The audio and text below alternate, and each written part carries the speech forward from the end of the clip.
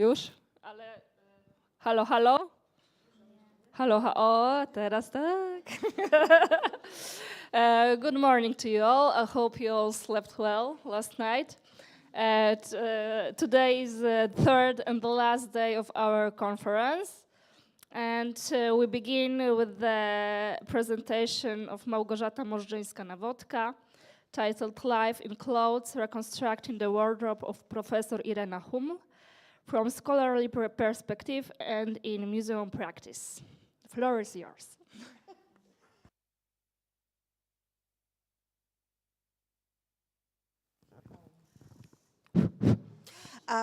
Thank you very much for having me here and for the wonderful atmosphere of the past 2 days.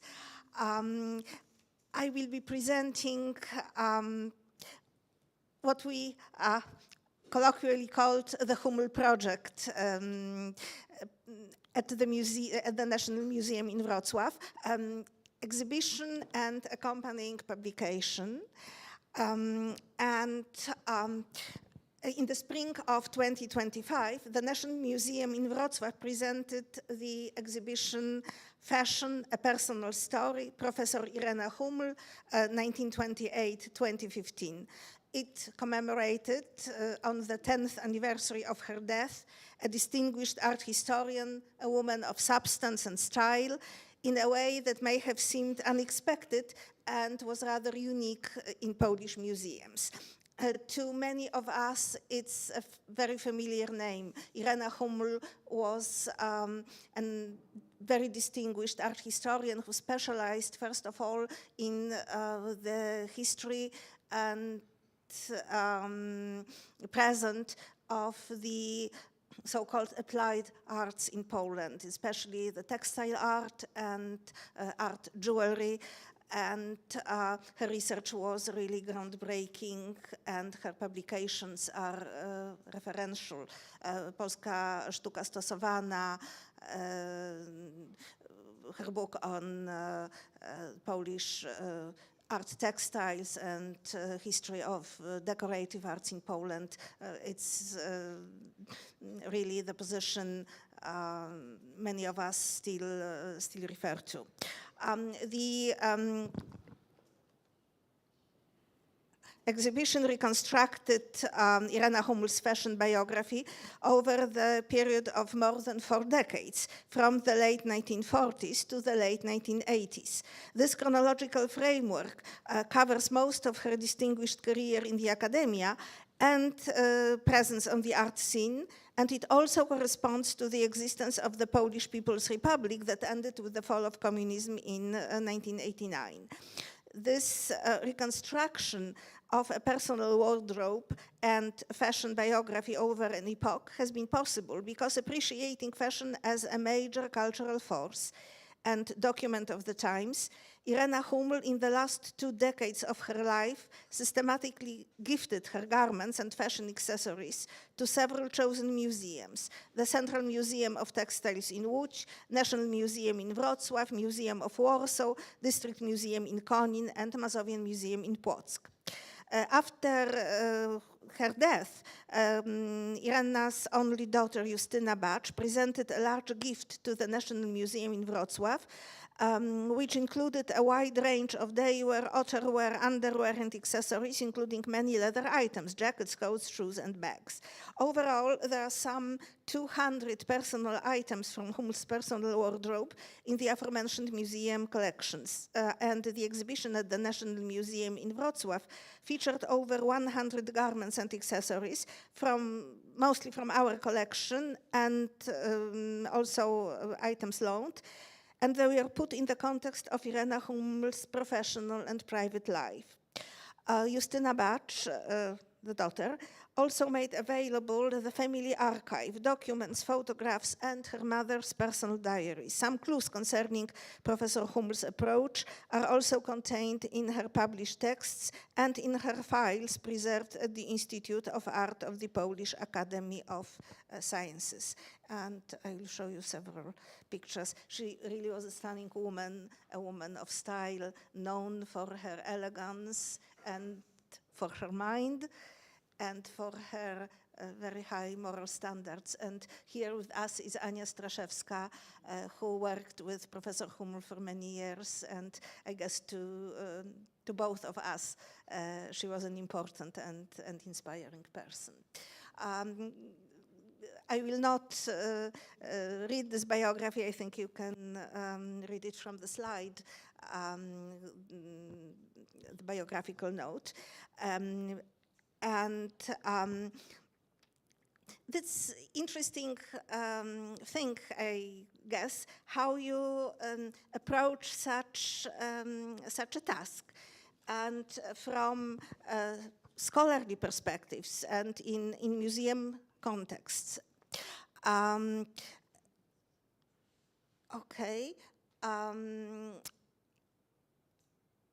This project coincided with the rising interest in the academia and museums in three broadly defined and related areas: dress as biography, clothes of ordinary people, and fashion under communism. And here is Professor Huml at the Art Institute, and a short comment on her unique approach, her friendships with artists, her personal involvement, her hands-on approach to techniques and technology involved in making beautiful objects. This is Ania Straszewska comment quoted after an article presented several years ago, appreciating Professor Huml's unique style, her artist design accessories, her gift for adapting fashion trends in a very personal and thoughtful way. Huml herself noted in her personal diary, and it was a very advantageous situation that Justyna Bacz made it available. I think you can read it here both in Polish and in English.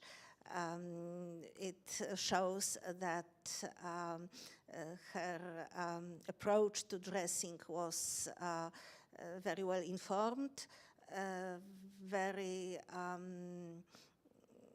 full of self-awareness, of acceptance of her own body, of great sensitivity to colors and forms and textiles.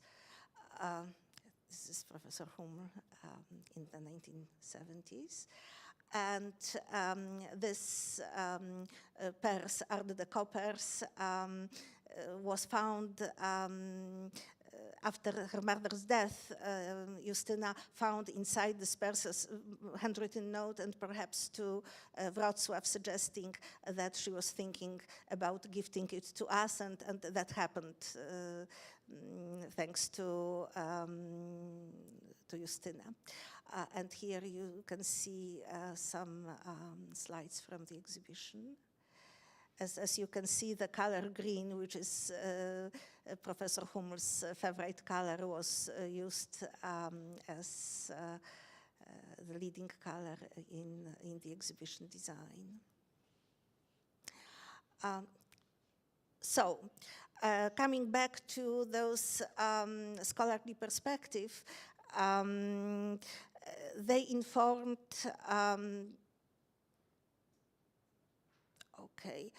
several areas of interest and specific questions.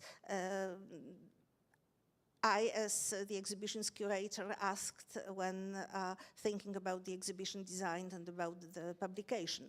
So one was how Irena Huml dealt with the system, its evolving but never enthusiastic attitude towards fashion, and its limited ability to supply fashionable, chic garments and accessories. How her identity as a member of Polish intelligentsia was reflected in her dress. How she negotiated societal norms of dress as a modern working woman, and how her professional interests, activities, and contacts informed her dress. When we think about the museum context, this dress as biography, the notion that one's life can be read from the person's clothing, has long informed works of literature and visual arts. Recently, it has also attracted growing scholarly attention, as attested by the upcoming Bloomsbury book, Dress as Biography. That, according to the announcement on the publisher's site, alongside analysis of social identities, it explores how appearances can be read as an indicator of an individual's character and self-identity, while revealing many aspects of their life's circumstances. And museum exhibitions informed by this biographical perspective usually focus on celebrities, fashion professionals, performing artists, and royals. There were several at the V&A in London, Style and Splendor, the wardrobe of Queen Maud of Norway, or Naomi in fashion, and its upcoming Life in Clothes, Queen Elizabeth II at the Buckingham Palace will be staged this year. And as for the clothes, they are usually haute couture and designer items. This second area of interest, clothes versus fashion, clothes of ordinary people. It's another relevant and connected area, and it's informed by the question, what can clothing tell us about the real lives of people? And this approach informed the recent exhibition, Real Clothes, Real Lives, 200 Years of What Women Wore at the New York Historical in 2025. This explanation by the exhibition curators pointed to a number of aspects also applicable to the Huml project. This exhibition traces how women roles have changed and evolved. Each piece of clothing holds rich stories about the woman who wore it and who made it, the materials used, and the context of place and time. Whether homemade or ready-made, many of the garments on display are modest and inexpensive, rarely saved or displayed in a museum setting. Some are one-of-a-kind pieces, others are examples of clever making do, and many are influenced by popular styles and trends of the era. And relevant to both the notion of dress as biography and the interest in clothing of ordinary people is the concept of wardrobe as a real-life arena on which, through personal choices and practices, fashion is filtered through the individual's identities. And thus, as a number of recent studies have demonstrated, there is interplay between fashion change and personal continuity. And this third area, fashion under communism and phenomenon of everyday fashion,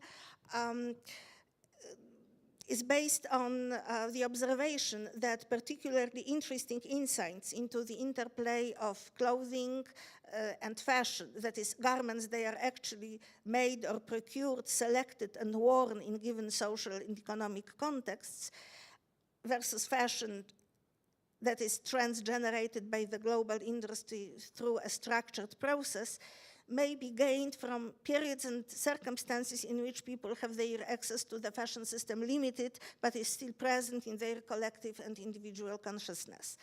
And it was certainly the case of communist Poland, and this brings into focus the third relevant area, that is fashion under communism, and in particular the phenomenon everyday fashion. As Georgia Bartlett assesses in her seminal book, Fashion East, The Spectre That Haunted Socialism, it undermined the system by introducing change, encouraging individual expression, and breaking through social isolationism. And this everyday fashion phenomenon was addressed in two earlier exhibitions staged at the National Museum in Wrocław, Fashionable in Communist Poland in collaboration with the National Museum in Kraków 10 years ago, and more recently, Fashion Under Martial Law in 2023.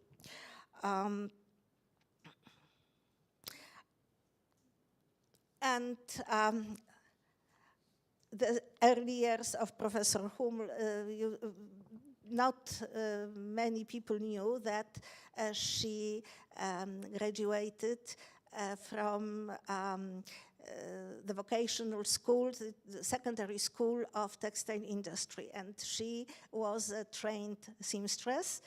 had detailed and intimate knowledge of construction and fabrics, and also had a very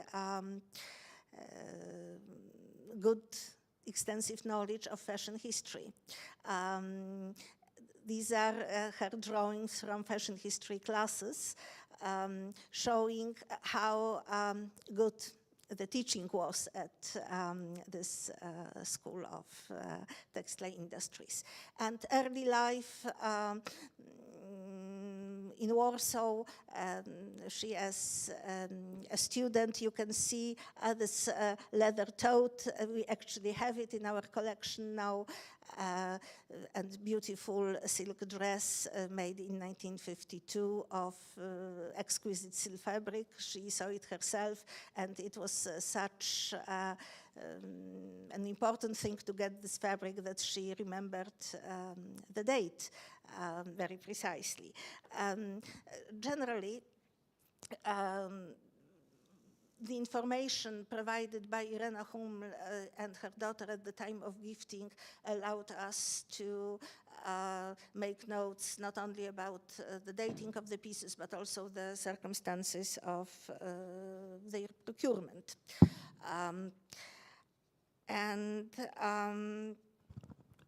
What was also essential was that it was not only about an individual biography, but also about a generation of women who were born during the interwar period, survived World War II, and Professor Huml had this experience of the siege of Warsaw in 1939 and the Warsaw Uprising in 1944.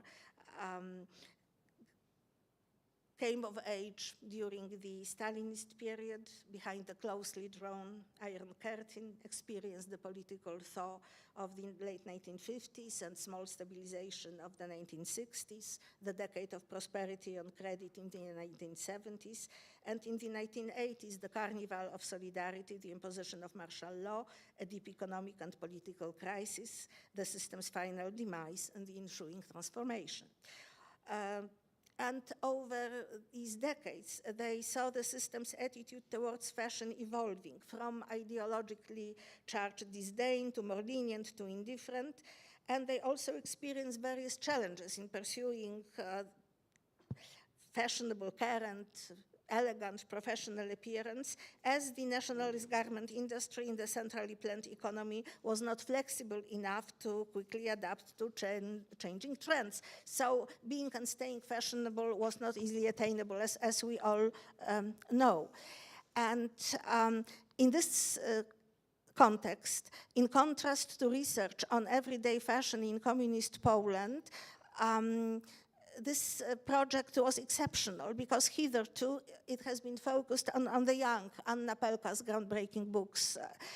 But this project followed a woman's life in clothes from her young age into her 60s, thus providing an extended temporal framework and allowing insight into some hitherto neglected areas, like how women negotiated societal and sectorial norms while dressing for their jobs and multiple life roles, or the interplay between fashion change and continuity of one's personal approach.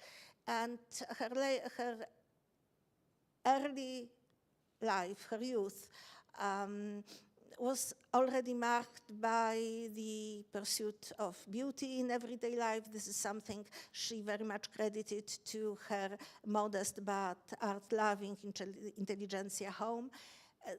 Seeking the harmony with her body. This is actually one of the earliest items in the museum collections, the beautiful dress for ballet classes, late 1940s.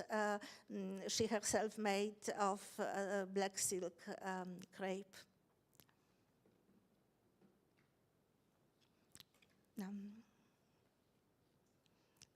Students' varsity years were full of intense learning and also, I think, intense living. And the most important aspect of her experience in the late 1950s was braving the Iron Curtain. I think this is a quote from her article on Hofland, published in the 1980s, but I think that it very much reflects her own attitude. A desire to dress fashionably has been for a long time deeply rooted in our culture. It's been combined with a desire to present oneself as worldly and sophisticated, partly reflecting the provincial complex, partly based on the noble snobism to belong to citizens of the world. And I think this is an important image. Wojciech van Gogh, Postacie, Figures, 1950s. And you can see this young working class couple looking with disdain at their fashionably dressed young woman. And I think it's very telling that Professor Huml had in her wardrobe an almost identical dress. And purse, and even those blue beads. Justina found them after the exhibition in her drawer. So I think it shows very much where she mentally placed herself, not necessarily in open opposition against the system, but definitely circumventing it. New look dresses, one is bought second-hand Western-made dress, and this white one was made to measure. And this is very interesting because New Look was this first instant when fashion and the system clashed. And fashion won. I mean, the Polish women adopted the New Look in clear opposition to what was advised to them in propaganda terms.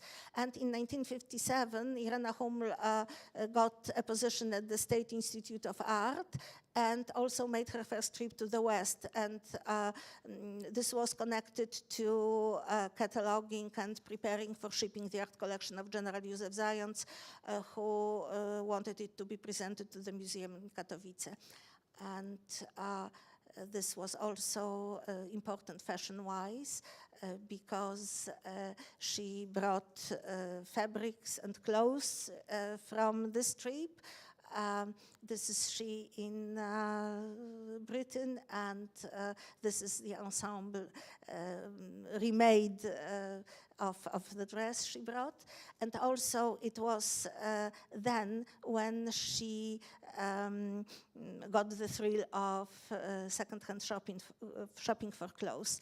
And this practice, this is from the letter to her then fiancé about getting amazing clothes at amazing prices, and this will continue actually through her entire life, buying clothes not from Polish manufacturers, but supplying her wardrobe during her trips abroad.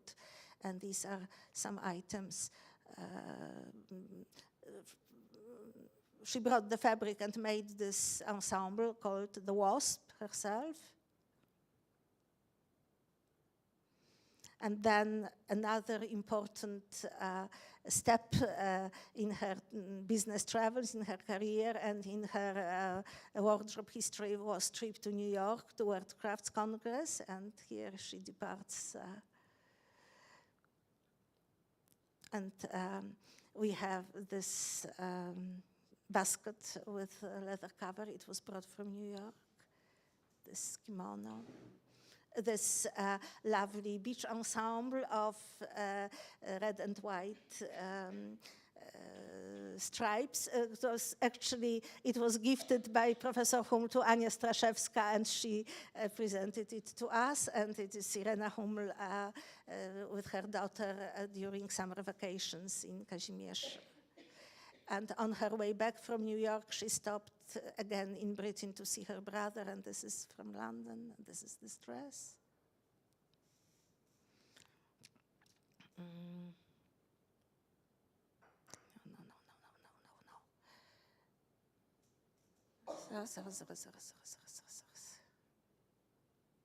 Okay.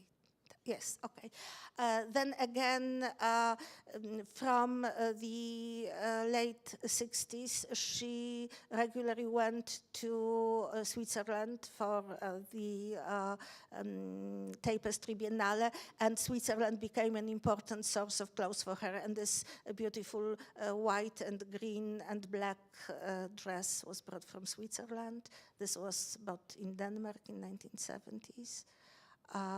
And also, this is from 1980s, this private imports, very popular in Poland at the time. It was a practice of Polish Himalayan exhibitions to bring such items to refinance their expeditions. And the other way she supplied her wardrobe was having clothes made to measure. And one of these dresses, the brown one with the pink bodice, was made by her seamstress. The other one was brought from another trip to Canada. Made to measure, material bought in late 1960s. Indian purse. So basically there are these two ways. She either has clothes made for herself, until later 1960s, she made a lot of clothes herself, and then she was a busy woman and entrusted the job to seamstress Maria Krynicka, with whom she worked for 30 years, and the other way was to buy these second-hand clothes in the West. And it's a very strange thing, but there are very, very few items from Polish manufacturers. One spiffy beach ensemble from Moda Polska from the 1970s, and several dresses from Telimena from the 1980s, and that's about it. These are made for her, and these also.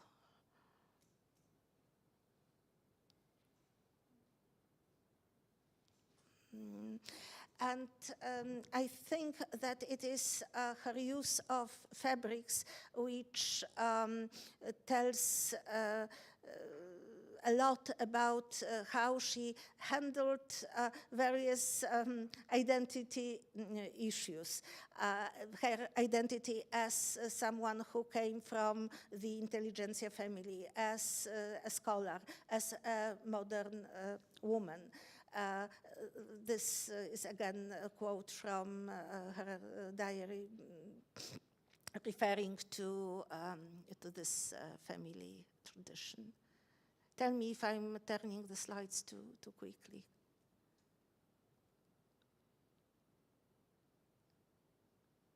Professor Huml in front of her apartment block in Warsaw. In the early 1960s, as you can see, everything is very elegant, including gloves and matching shoes and purse.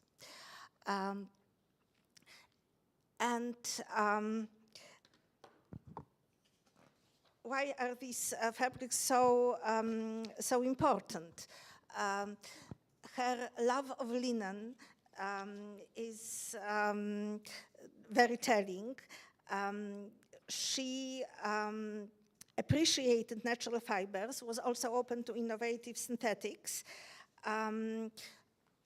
but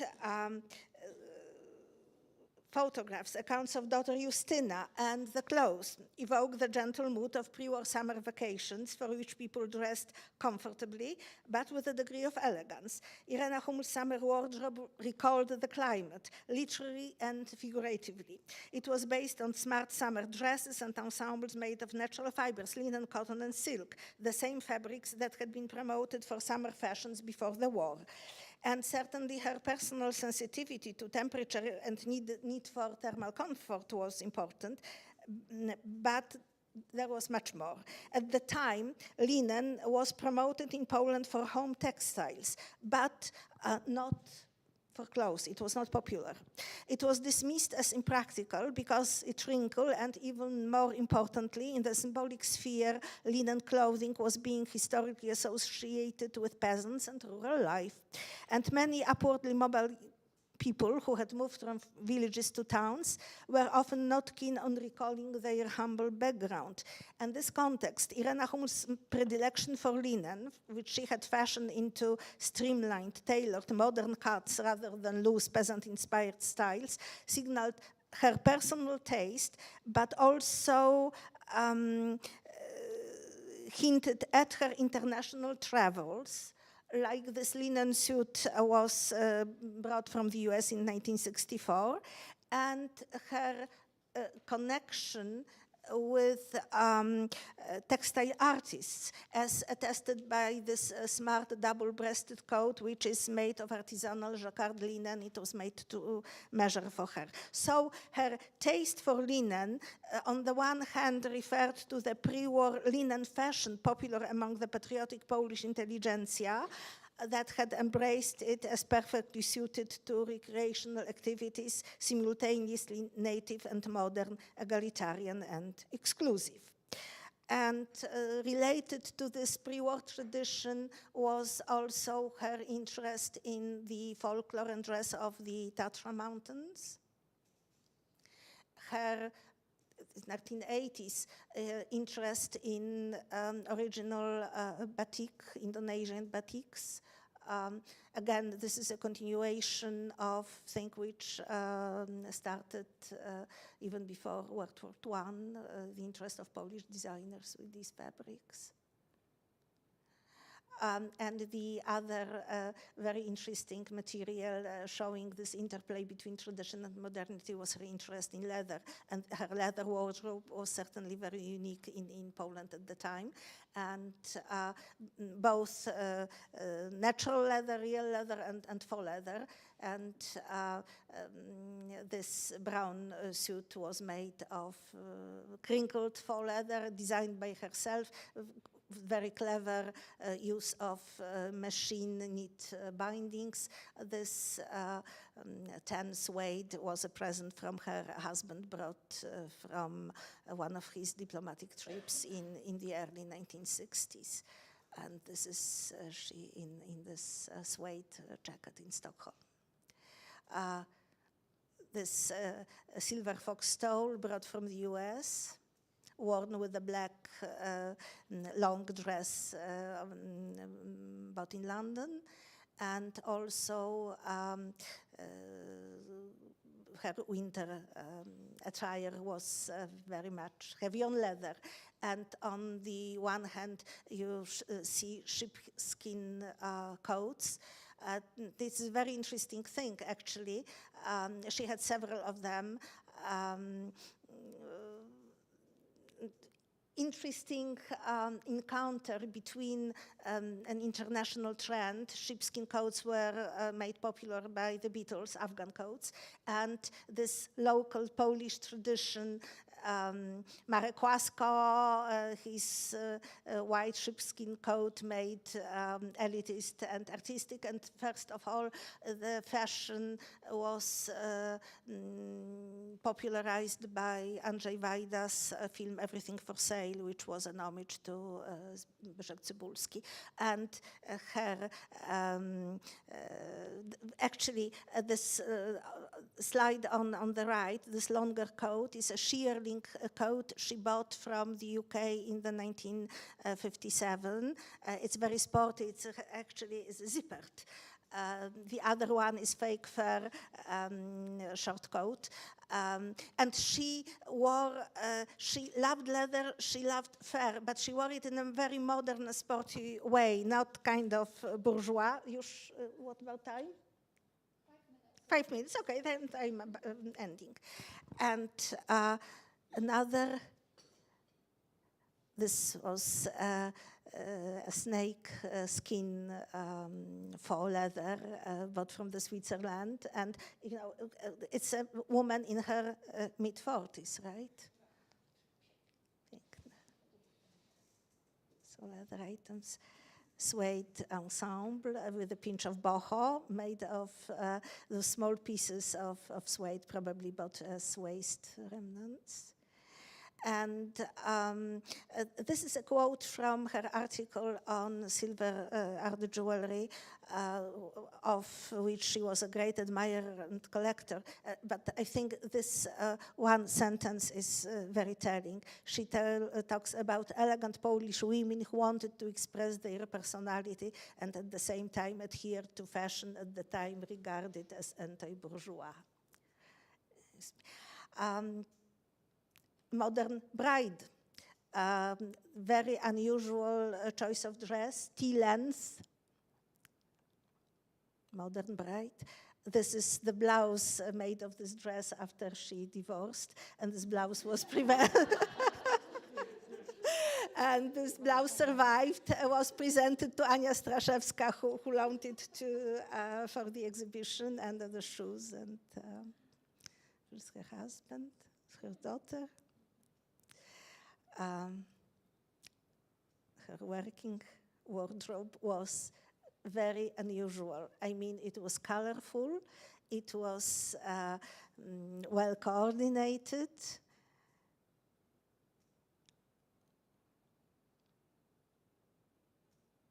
It was very modern. An important category were modern machine-knit dresses, which at the time were regarded as the symbol of a modern professional woman.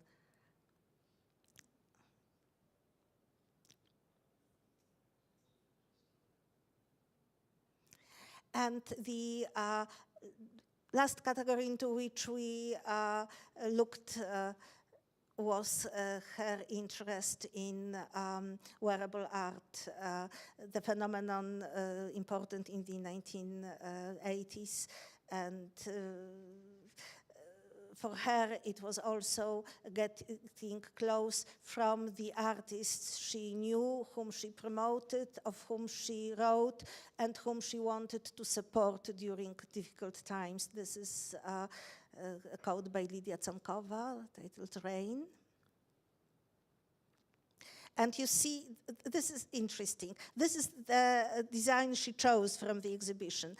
And these are other designs by Conkova. So we can see that out of this quite extravagant collection, she picked something which was in fact very classical, very practical, very wearable. And there's another item, a jacket hand-woven by her close friend Anna Buczkowska, very well-known textile artist, of the so-called Kowary wool, waste yarn from the carpet factory at Kowary near Jelenia Góra. So, yeah. And, you know, Buczkowska tapestries are never brown and green and orange. She liked a completely different palette, but here apparently this was made in Irena's favorite colors to please her. That's another item, quilted jacket by Dobrosława Kowalewska. These are really big names in Polish textile art. And Professor Huml in this. And this is a letter, draft of a letter found in her files at the Institute of Art, which I think is very interesting because she insists on remunerating the maker. I mean, she was very, very fair in her dealings with artists and Also, it points to the importance of fashion and beauty in those difficult times in the 1980s. Już kończymy, tak, ostatnie. A to są swetry. Piękne, tak. This one on the left is by Małgorzata Żerwę, another textile artist. This one by Anna Urbanowicz-Krowacka, and the third one on the right is by an anonymous maker.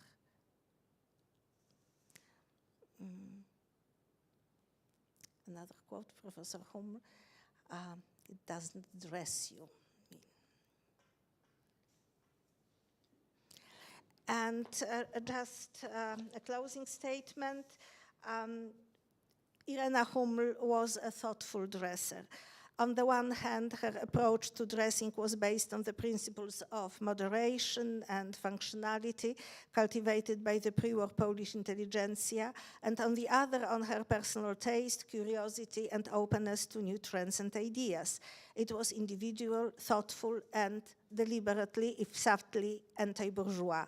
It expressed her self-acceptance of her body and set off her individual physique. It was practical and suited to her real life and its multiple facets. Her consistent and focused efforts to express herself through clothes, to stay current, in tune with evolving Western fashion, to supply her wardrobe from alternative sources, may be placed in the context of practices of many women under communism in Poland and in the Eastern Bloc in general.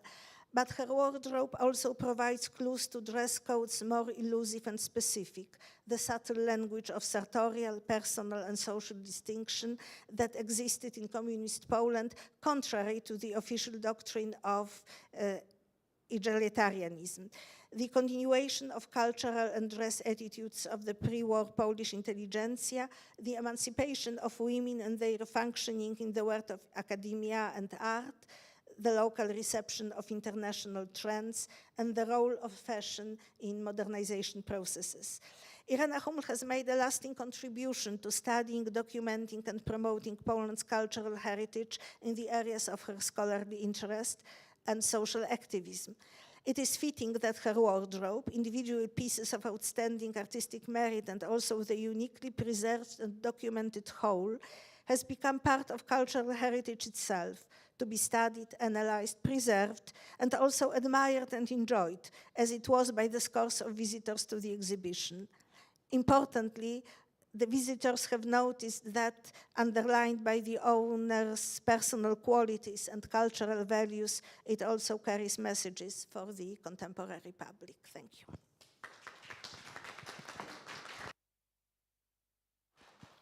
Thank you for presenting to us such an extraordinary woman and her beautiful, beautiful wardrobe.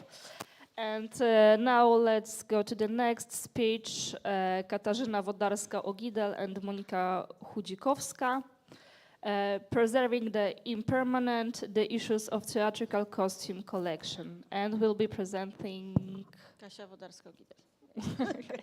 Thank you. I work at the Theatre Museum to Grand Theatre, Warsaw National Opera, and I will focus on theatre clothes, but my interest is especially in 18th century theatre, so the most of my speech will be about it. Theatrical costumes and their elements constitute a distinct group among preserved historical costumes. This is primarily due to their purpose. On stage, they were usually intended to dazzle and, above all, imitate, but not always were good quality.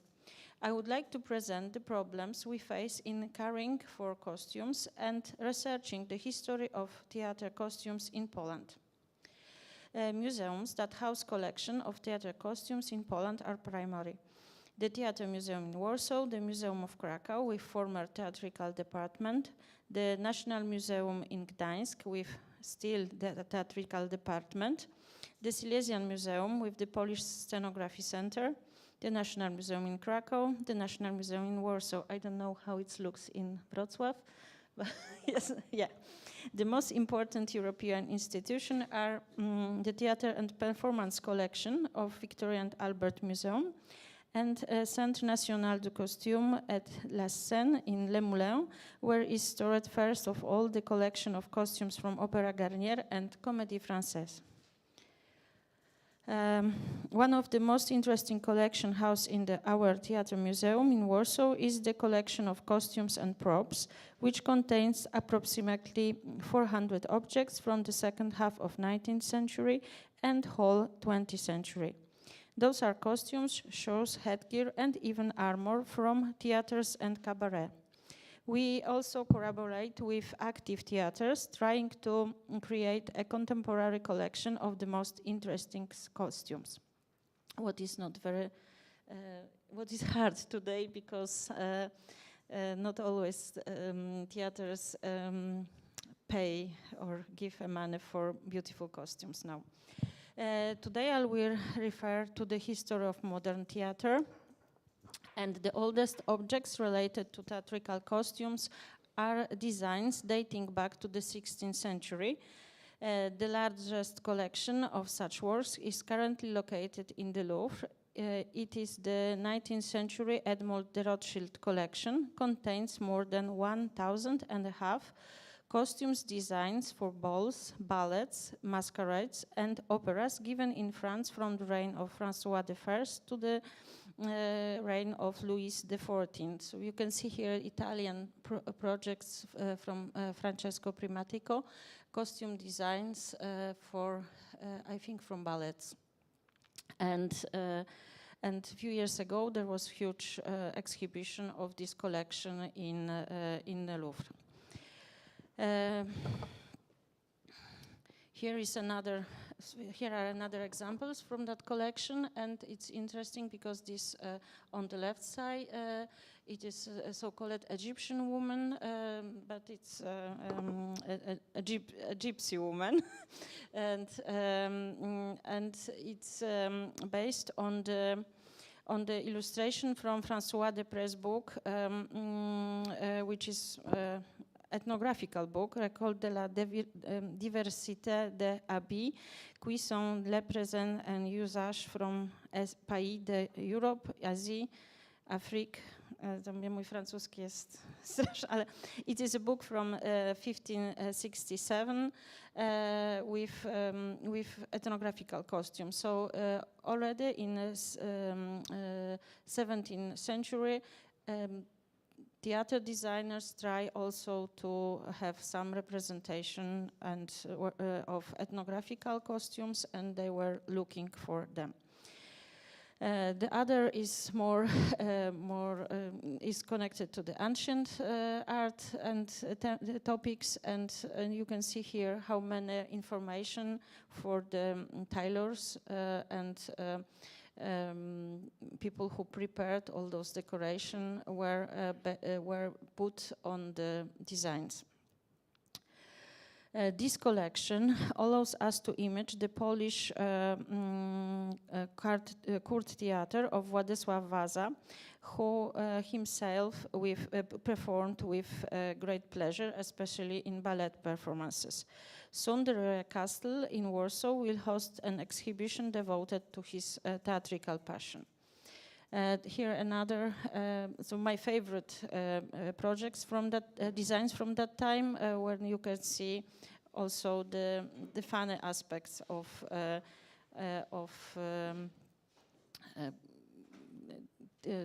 theater of that time. One of the oldest preserved high-quality costumes is Habit de Ballet from the Menu Plaisir du Roi, which is part of the Bibliothèque Nationale de France collection. You can see rich decoration on green silk taffeta, metallic embroidery, ribbons, bullions, sequins, gamestones, pearls, and gold lace. But usually the costume didn't look like this. Town's theater or traveling troops in 17th and 18th centuries created costumes which supposed to be impressive but cheap. Private enterprises depended on incomes from tickets had to focus on creating the greatest possible effect on their audience and, on the other hand, save on expenses. This reflection on theatrical production is illustrated in an advice published in an anonymous pamphlet from Venice in 1720, entitled Il teatro alla moda. This satire, written by Benedetto Marcello, as later research has shown, humorously points out the most important aspect of working in an 18th century theater. To the impresarios. Today, impresario does not need to have the slightest idea about theater matters. He will engage such constructors, kapellmeisters, tailors, etc., as his friends advise him, and will try to save as much as possible on them. With the painters of decoration or tailors, he should agree to pay for them a entire job and should not care at all how they serve him, counting only on prima donnas, intermezzos, beers, lighting, and earthquakes. The same pamphlet advised tailors to deliver costumes as late as possible, best just before the premiere, to avoid endless alternations. It was totally different case of the costumes of traveling troops, which were supposed to last long and not wear out during travel. This mainly concerned the costumes of the Commedia dell'arte actors. It was also easier to have one but good quality costumes because their plays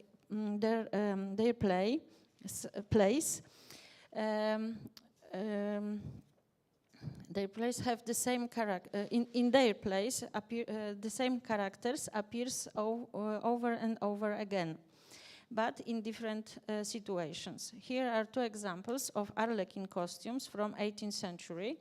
The left, from this Bavarian museum, is decorated using appliqué technique.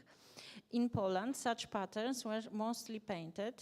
As in the card theater costume lists, we find information that some of costumes were painted in Arlequin style. The 18th century costumes preserved in European collection are most often traditional court frocks, which were not made for the stage. For example, the frocks in Le Moulin collection were bought by the Comédie Française for its costume warehouse during the Revolution, when aristocratic costumes were being sold off on markets in Paris. And this is example of one of those costumes. And very similar, have the National Museum in Warsaw, which were part of the wardrobe of National Theatre, and King Stanisław August himself donated them to National Theatre. We know that those costumes were used on stage for at least 100 years, thanks to the names of the actors who wore them, which were written on the lining on the back. Unfortunately, we don't see it on those photos, but this is still a typical procedure. However, we have two theaters in Europe in which quite a lot of 18th century costumes have been preserved. The first one is a private court theater at the castle in Czeski Krumlov. In recent years, extensive conservation works has been carried out on this collection. Unfortunately, the photos are from 90s, and I heard a paper during one conference given by conservators who work there, but they still didn't publish any further information. The second collection consists of costumes from the theater of the Swedish King Gustav III, who was a great admirer of the theater and often performed himself. In January this year, a temporary exhibition featuring as many as 50 costumes from his collection ended in Livrustkammer in Stockholm. The fact that so many costumes have been preserved is due to things. First of all, costumes from the court theater were made of good quality materials and by specialized tailors. The second reason is less prosaic. Gustav III was shot at masked ball at the Royal Opera House in Stockholm in 1792, and the family withdrew from playing in court theater for a long time. But the costumes were kept unused and storage in the castle. You can see here Duke Charles' costumes for Diana's party in Drottningholm Park in 1778, where he led the Faun quadrille. In this costume, we can see the simplest and cheapest methods of decorating costumes in 18th century. Gorgeous, eye-catching outfits can be made with simple tricks. Various painting techniques, block printing, or the use of a stencil was and still is the easiest, the fastest, and the cheapest way to decorate and to create even the most unusual costume, especially when a larger number of identical outfits need to be prepared. Sketches carved in wood or stencils enable creating single decoration of or entire patterns. Since antiquity, block printing has been imitating more expensive and labor-intensive form of costume decoration, such as embroidery. Those types of techniques become very popular in 18th century theater. On this Swedish costume, you can see very popular at that time type of pattern called in Polish tygierowanie, from the tiger, but those are rather leopard spots. The leaves were also probably made using the same technique. A similar decoration method was with the sleeves was used in this Louis Brené bouquet design. And on the right there is a sample from a special pattern book. This book of printed decoration is associated with the Théâtre Italien in Paris, and all samples are from the second half of 18th century, and it is part of collection of Bibliothèque Musée de l'Opéra in the Bibliothèque Nationale de France. Those are fragments of fabric with borders or small decorative elements made using block prints or stencils. Those samples consist of 2 or 3 mostly contrasting color overlaid on each other on fine linen. The decoration of the border could be directly applied to the costume or stamped on another fabric and then after cutting sew onto its surface. Those are mainly imitation of bird feathers, armor, fish scales patterns, shells, leaves, masks, snakes, and antique floral or geometric patterns. They allowed to prepare costumes cheaper and faster. So you can see here from the Polish collection costume of hate, yes, for hate, and the very similar patterns of those demonic heads, which is then here, which you can also see on the costume. And here is also from the Polish collection this Medea and some samples from this pattern book. Very popular feather decoration, which was typical for Oriental, American or African costumes. And those Karpiołuska fish scale pattern, which was for all nymphs, and here is Neptune costumes, and all those also those floral decoration. Some of those patterns can be decorations sewn onto the basic costume could also be changed and needed as needed for other production. Those dresses or suits were colorful and attractive, but often of poor quality. Some of those patterns can be compared with the Warsaw Theatre archives from the reign of King Stanisław August Poniatowski. Bucket's design, resulting from a cooperation with choreographer Jean-Georges Nover, were well known in Poland. Firstly, Nover's manuscripts of Letters sur le danse and sur le ballet, illustrated by Bouquet, with a dedication to the Polish king, were kept in the Royal Library. Secondly, artists who collaborated with Nover often performed in Warsaw. But the most interesting document about Polish theatrical costume from that time is the inventory of His Majesty theatrical wardrobe according to the 1797 lustration stored in the Central Archives of Historical Record in Warsaw. The inventory was made after the third partition of Poland and was prepared and signed by King's butler and favorite Franciszek Ryks, who had also been for some time a theater entrepreneur. He was helped by a theater tailor called Link. Both of them had a good knowledge of textile types. Let's do another one. Okay. Textile types, sewing techniques, and tailoring, and above all, having been associated with National Theatre for many years, and were familiar with those costumes.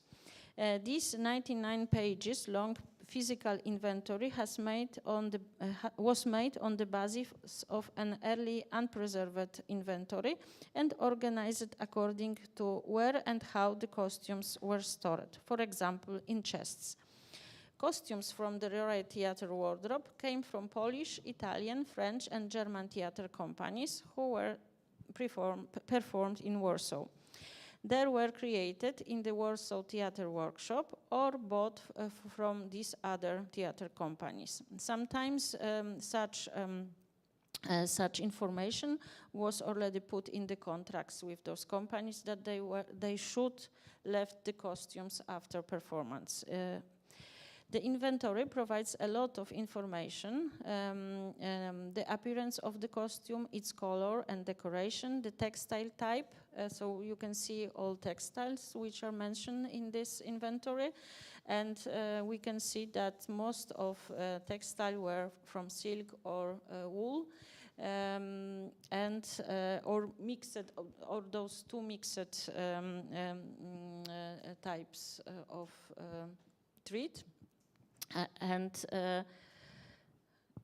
we have also the list of typical decoration.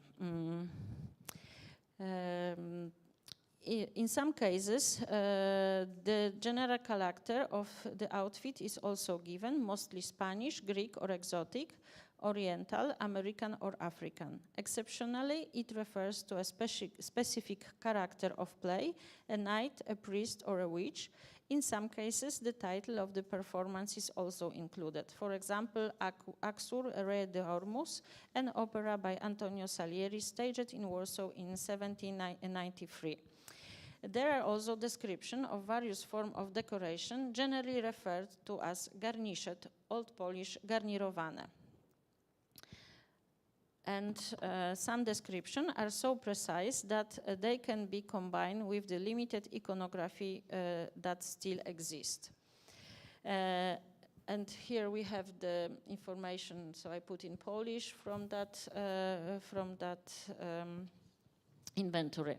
A lilac satin outer dress and grey trousers lined with canvas, with a white silver braid down to the bottom and a second narrow braid in a S shape. A golden satin jacket with a silver braid on the chest, a double and a second double in a S shape with a silver llama tail with a golden braid at the hem. Descent in the good condition. A lilac satin turban with a yellow metal ring, puffed with white gauze, richly decorated with large and small pearls. And we know that also those costumes were borrowed for the balls in Warsaw. We have also some examples from the so-called Théâtre de Société, amateur theater, which was organized at courts and in social salons among the aristocracy and intelligentsia.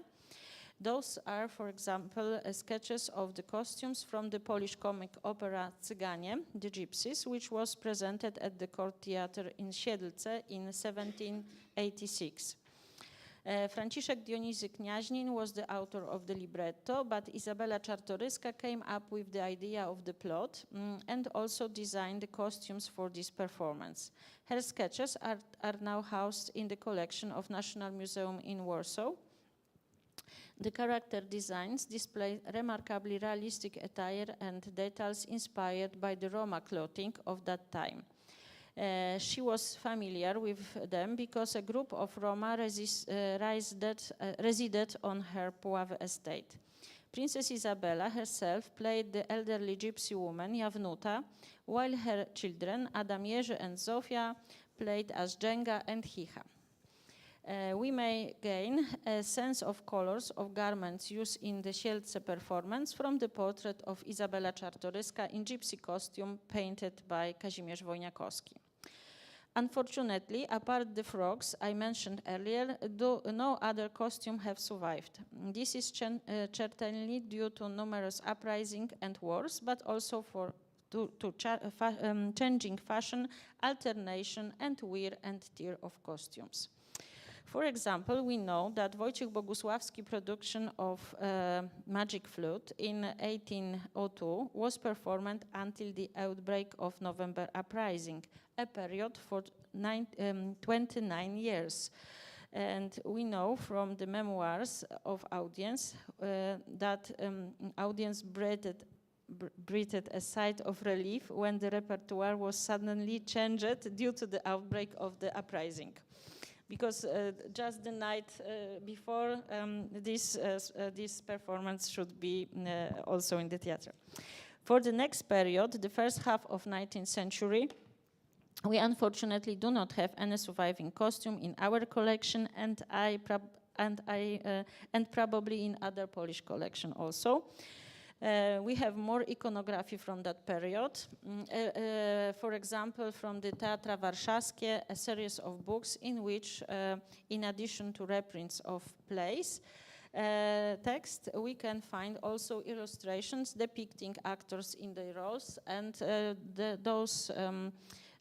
those prints were also painted with aquarelle, and we can compare from different books that they try to be the same colors, so they exactly show the colors used during the performance. The costume usually followed the fashion trends of that time, and only decoration and accessories were mostly used for the style or a specific character. Our knowledge is definitely increasing thanks to the invention of photography. The so-called era of stars began in 1860s.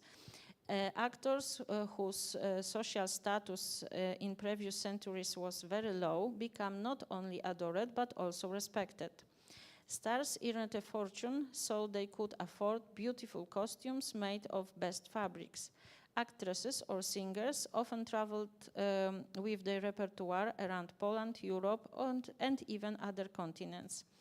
The costumes were therefore their property and not the property of the theater. And those are the ones that have been preserved most often, because they were not kept at the theater.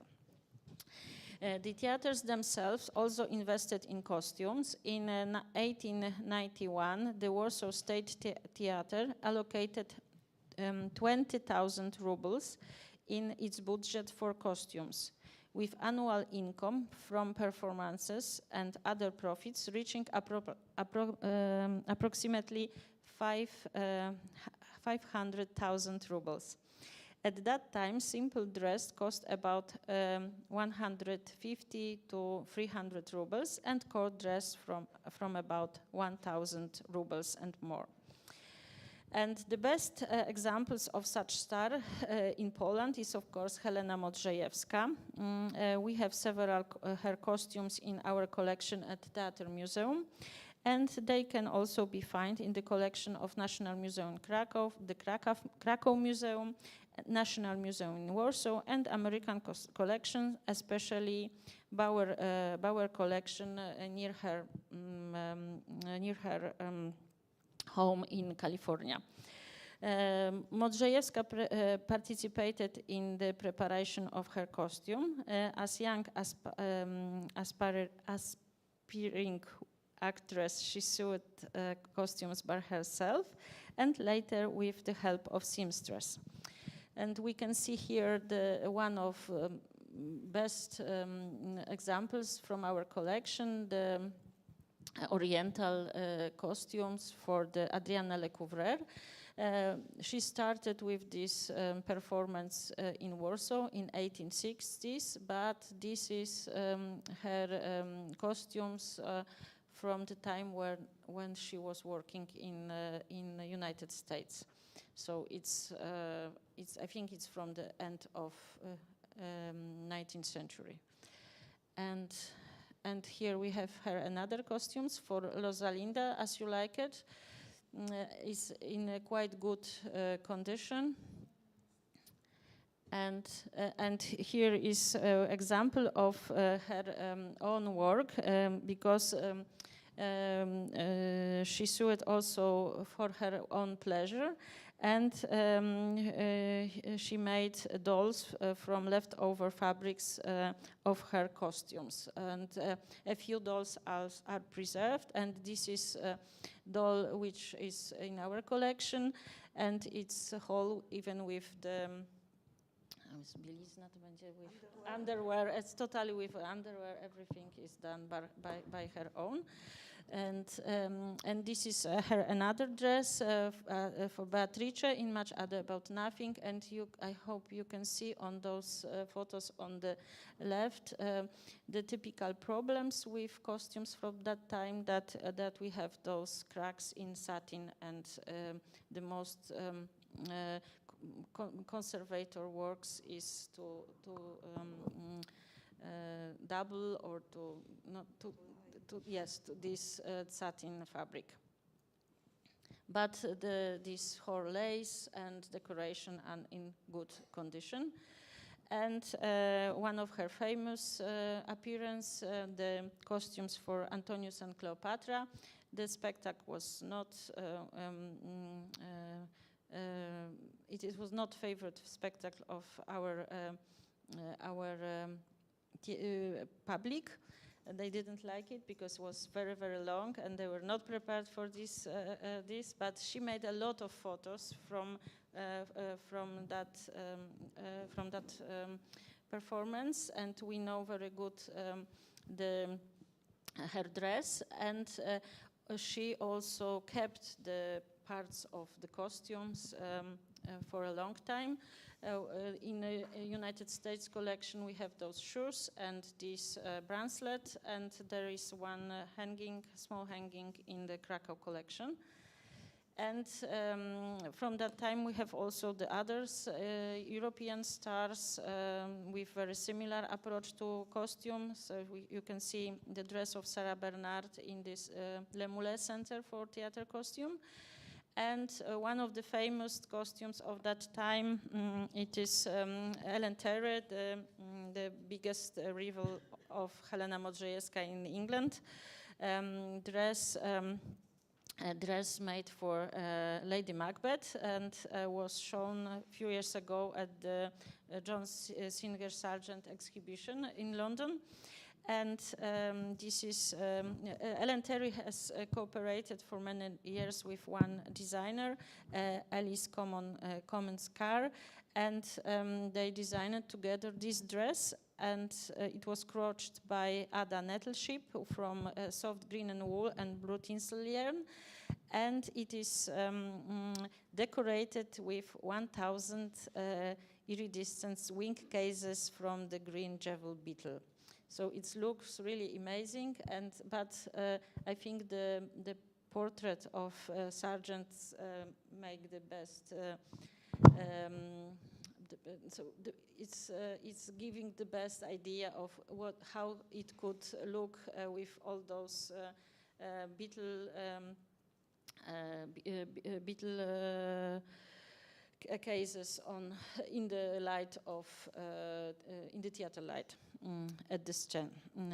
But usually what we left of the costumes are only such small samples. Here is fragment of costume of Helena Modrzejewska, and his Aleksandra Ludę-Żmurko.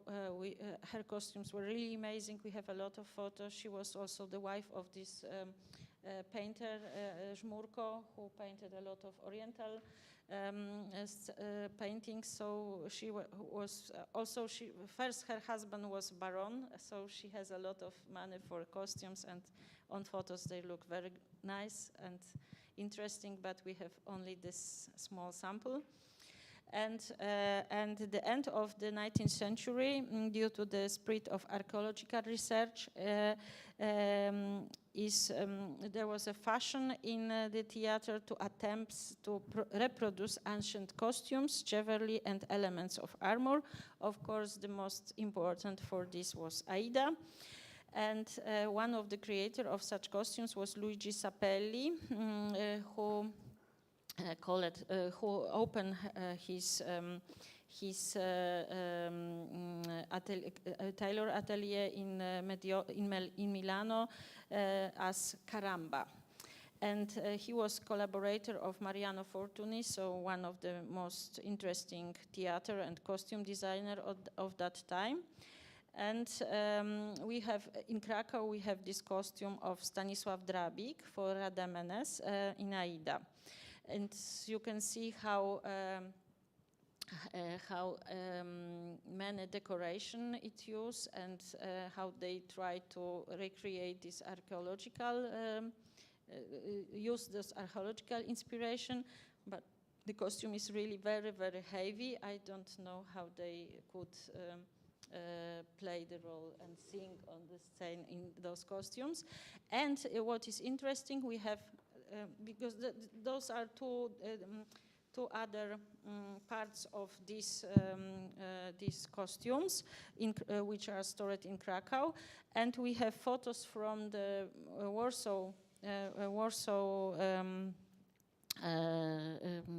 performance from 1910 with Ignacy Dygas in almost the same costume. So maybe Caramba studio produced more than one such costume, or the singers were selling it for another. And these Caramba costumes were very expensive and one of the best of that time. And we have in Krakow costume of Jadwiga Mrozowska, which were bought in Caramba studio, but she was a wife of Italian banker. Yes, so it was easy for her to have one. And in our collection we have one costume of Ada Sari, who performed in La Scala, so she also bought this costume in Milan. Those items are very well crafted and with high quality materials, and therefore their state of preservation is quite good, and they not require any special conservation measures. And from that period we have, so I would like to show you from that period we have also those armors. I don't have photos, but the armors preserved, and we have I think whole from the left side, so helmet and other stuff, and it's from the opening of Teatr Polski in Warsaw. So for opening they try to have the best what they could, and you can compare this with this helmet from the 60s, which was made from papier mâché. And we have to be very careful with ballet costumes. Those are from 20s, and the right is already after conservation, looks much more better. But this is collection of Maria Pawinska, and we have several costumes of her, and one of them is from very famous New York company, which was established in 1860s in New York. And the biggest problem which we have is those are times of a big crisis. and financial depression in Europe and in whole world, and the costumes of that times were painted, and to make it cheaper. And this is problem that paint is that we have paint loss, and it is very high. It's really complicated to even to storage those costumes. And in another objects of that period, we had some pigment cause destruction of textiles, so it's also very hard. So you can see the other photos of this this performance. It was Carmen, and after the Second War, there was a brief return to old tradition. Old craftsmen were still alive, and theaters received state subsidies. So costumes were once again prepared with extraordinary care. And you can see this costume for Boris Godunov, which is really extremely heavy and with a lot of decoration. And I think it was made the preparation took a lot of time. But at the same time, in 60s, in 60s and 70s, there is a time of avant-garde experiments and the use of previously unheard synthetic materials, foams, resins, plastics, and mixed techniques. Like, for example, here we have these costumes made by Tadeusz Kantor for the Opera Warszawska. And it's look like this. So now we try to create a team, yes, a team of conservators who can be able to, because it's not only we need a paper conservator, and so it must be a teamwork to work on these costumes. The other for the same performance, because it was Więzień and Zamek Sinobrodego together, we can those wives of Sinobrody. It's really horrible to even to storage them. And one of the famous and leather costumes which we have in our collection is, of course, I think it's most famous, best known in Poland, a costume of Tadeusz Łomnicki. Also, I think it was his favorite costume because he kept it at home. And this is so it's really very good condition. It was prepared very well. So I think it is very nice thing. And here are some problems because this is problem to storage for. And this is also from 60s, Żywot Józefa, made by Andrzej Stopka in Teatr Narodowy, and we have several costumes made from fur, and you can see how it looks. Unfortunately, it's we must be very careful with that, and also we can now think about how to conserve them. Yes, I will finish with that. That's our biggest problems.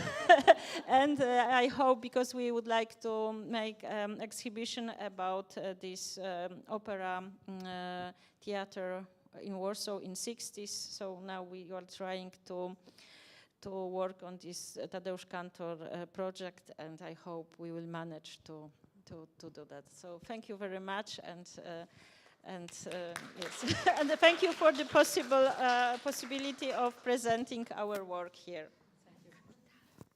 Thank you very much for your speech. I have to admit it was very educated for me. And my personal favorite is Lady Macbeth costume and Wodarska-Ogidel on my. When I was a little one, I always have a crush in this. in Wodarska, yeah. So lovely. But we have also in our collection the costume of Helena Modrzejewska, but it's this night dress of Lady Macbeth, and it's just a white crepa.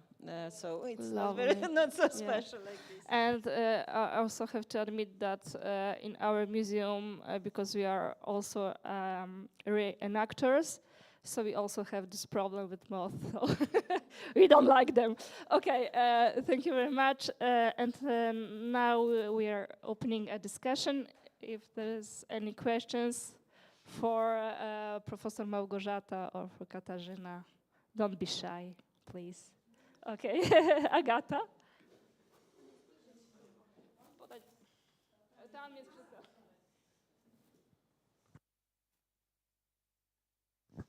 I would like to thank both presenters very much.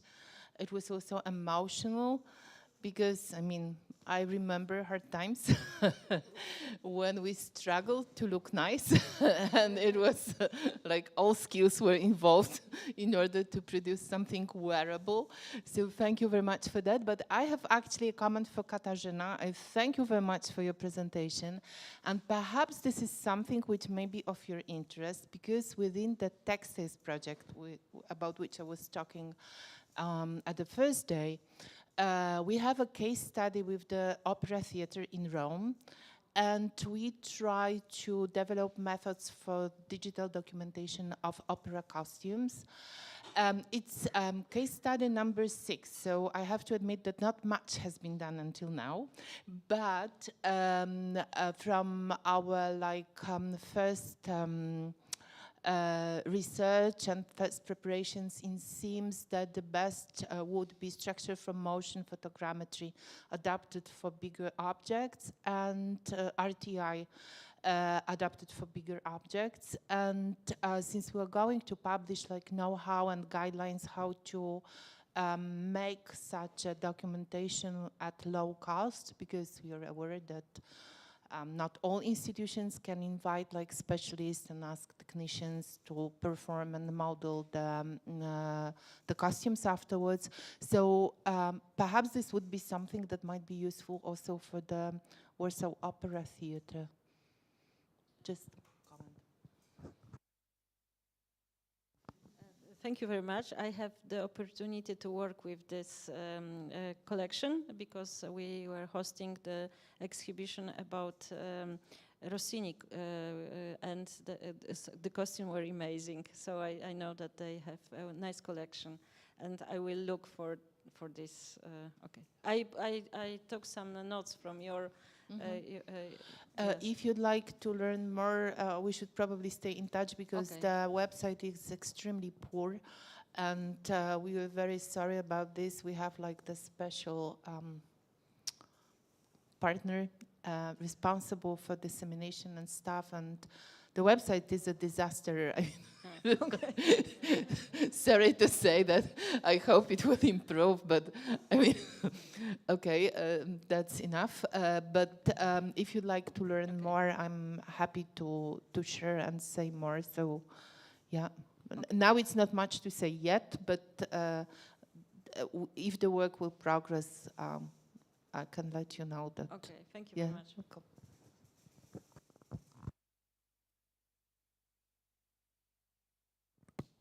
Is there any other question?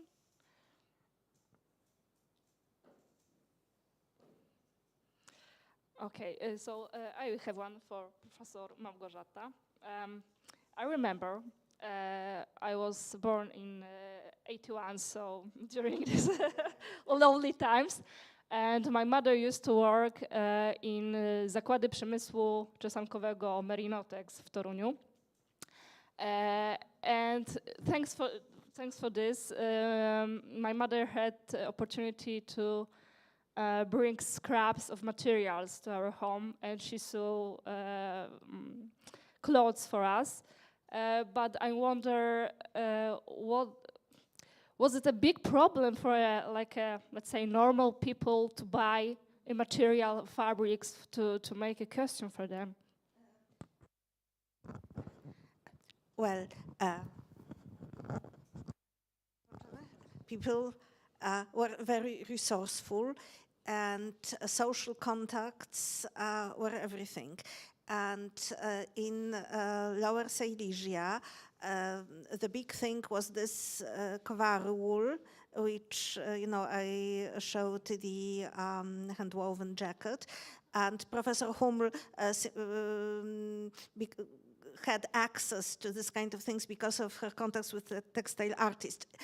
But it was a very interesting phenomenon.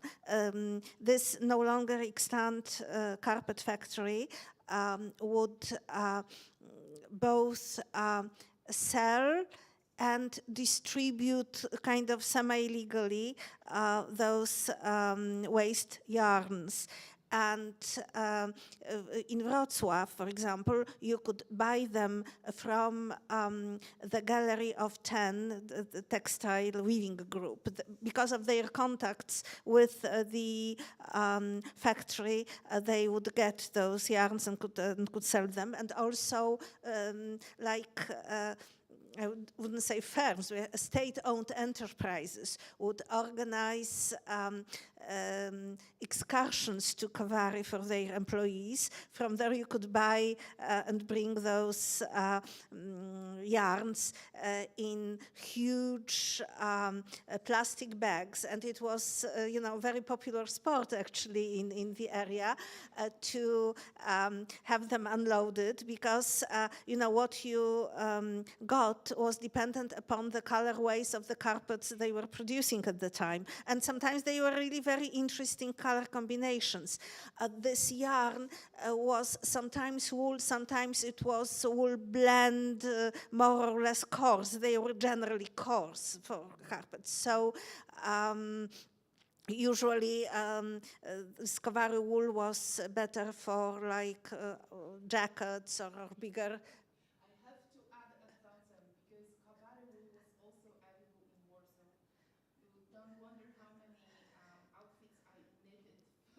And have you saved any? Yeah, unfortunately not. I was recycling them, but I was also like joining wool with leather or like mixing patches and stuff because they were like extremely short. Yes, and what's characteristic of those knitted items is that when you turn them inside out, you can see how there were tied together a lot of knots strands. because yes. I mean otherwise you and you remember we would gather to our and you could buy bags from Kowary in Warsaw at Grujecka Street.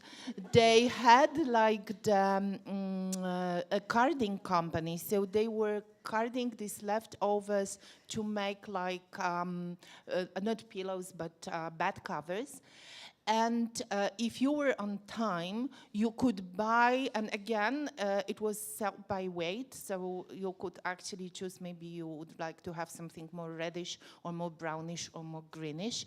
And then you could like save it so it was not going into the production, and they made, I believe, extra money. And I mean, it was a famous resource of very fine, but indeed coarse wool. And I have the hands-on experience with that. But you know, this collective experience of, as I say, unloading those bags and then sorting them out by colors, and keys in your wardrobe, so wonderful, like to put over, while sorting, and then they would tie them together, and we would straighten using the, pot of boiling water, steam them out, and then make those bundles, and then recycle them into sweaters. That was a big thing. Yes.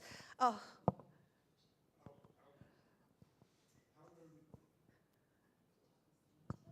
Although being totally incompetent in this area of knitting, I dare ask the organizers, who no doubt will publish the proceedings of the conference, would you please include at least the excerpts of the discussion, because this part of the discussion, especially Professor Larowska, that's a prime historical, this is prime source material of very volatile nature. That is, you just said it, but this should be penned down and printed, because you can see of social and economy historians for whom that's a prime data. So that's, however incompetent I am in knitting, I have some knowledge of economic history. So if you consider, would be really great if you considered including excerpts of the discussion too. And if any of you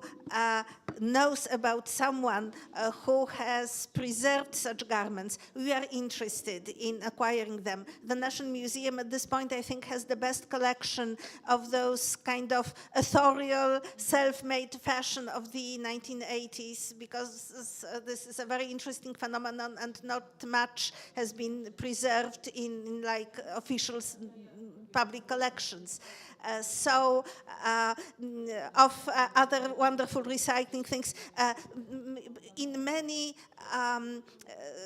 fences in the 1970s and 80s, you could notice that metal strips is kind of intricate open work.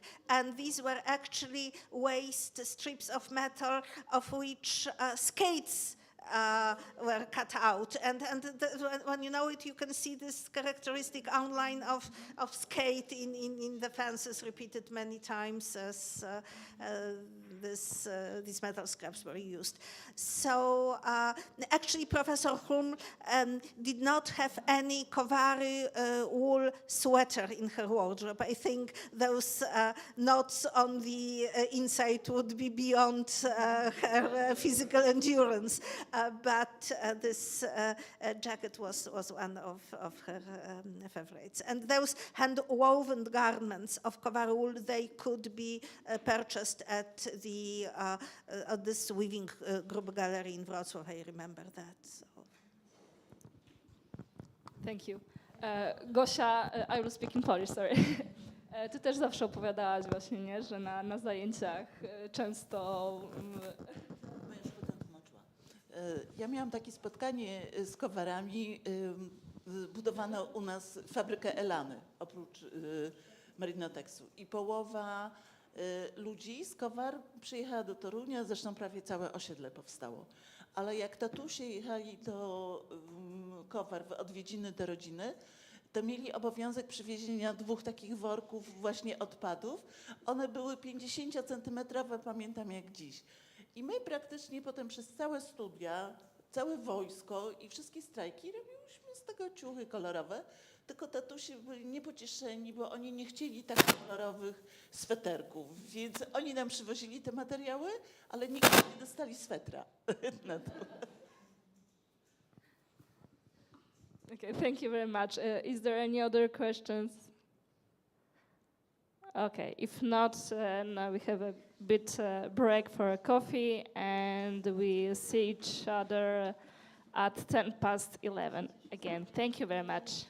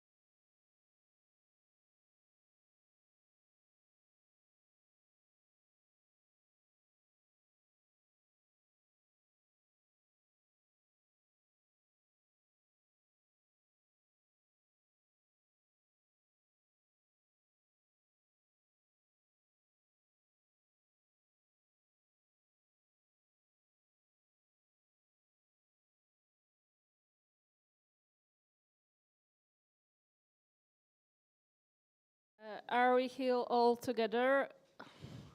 I guess not. There are a few missing persons, but okay, well. But we have to start. Regardless. So the next speech is Gillian Taylor with the use of advanced analytical techniques towards Roman letter from Vindolanda. And with this speech we are going back to the ancient times. Thank you very much for that. Okay, so the floor is yours. Thank you. Oh, great, thank you. Is that working okay? Yes, so we're going to go back 2,000 years, and we're going to go all the way to the United Kingdom and Hadrian's Wall.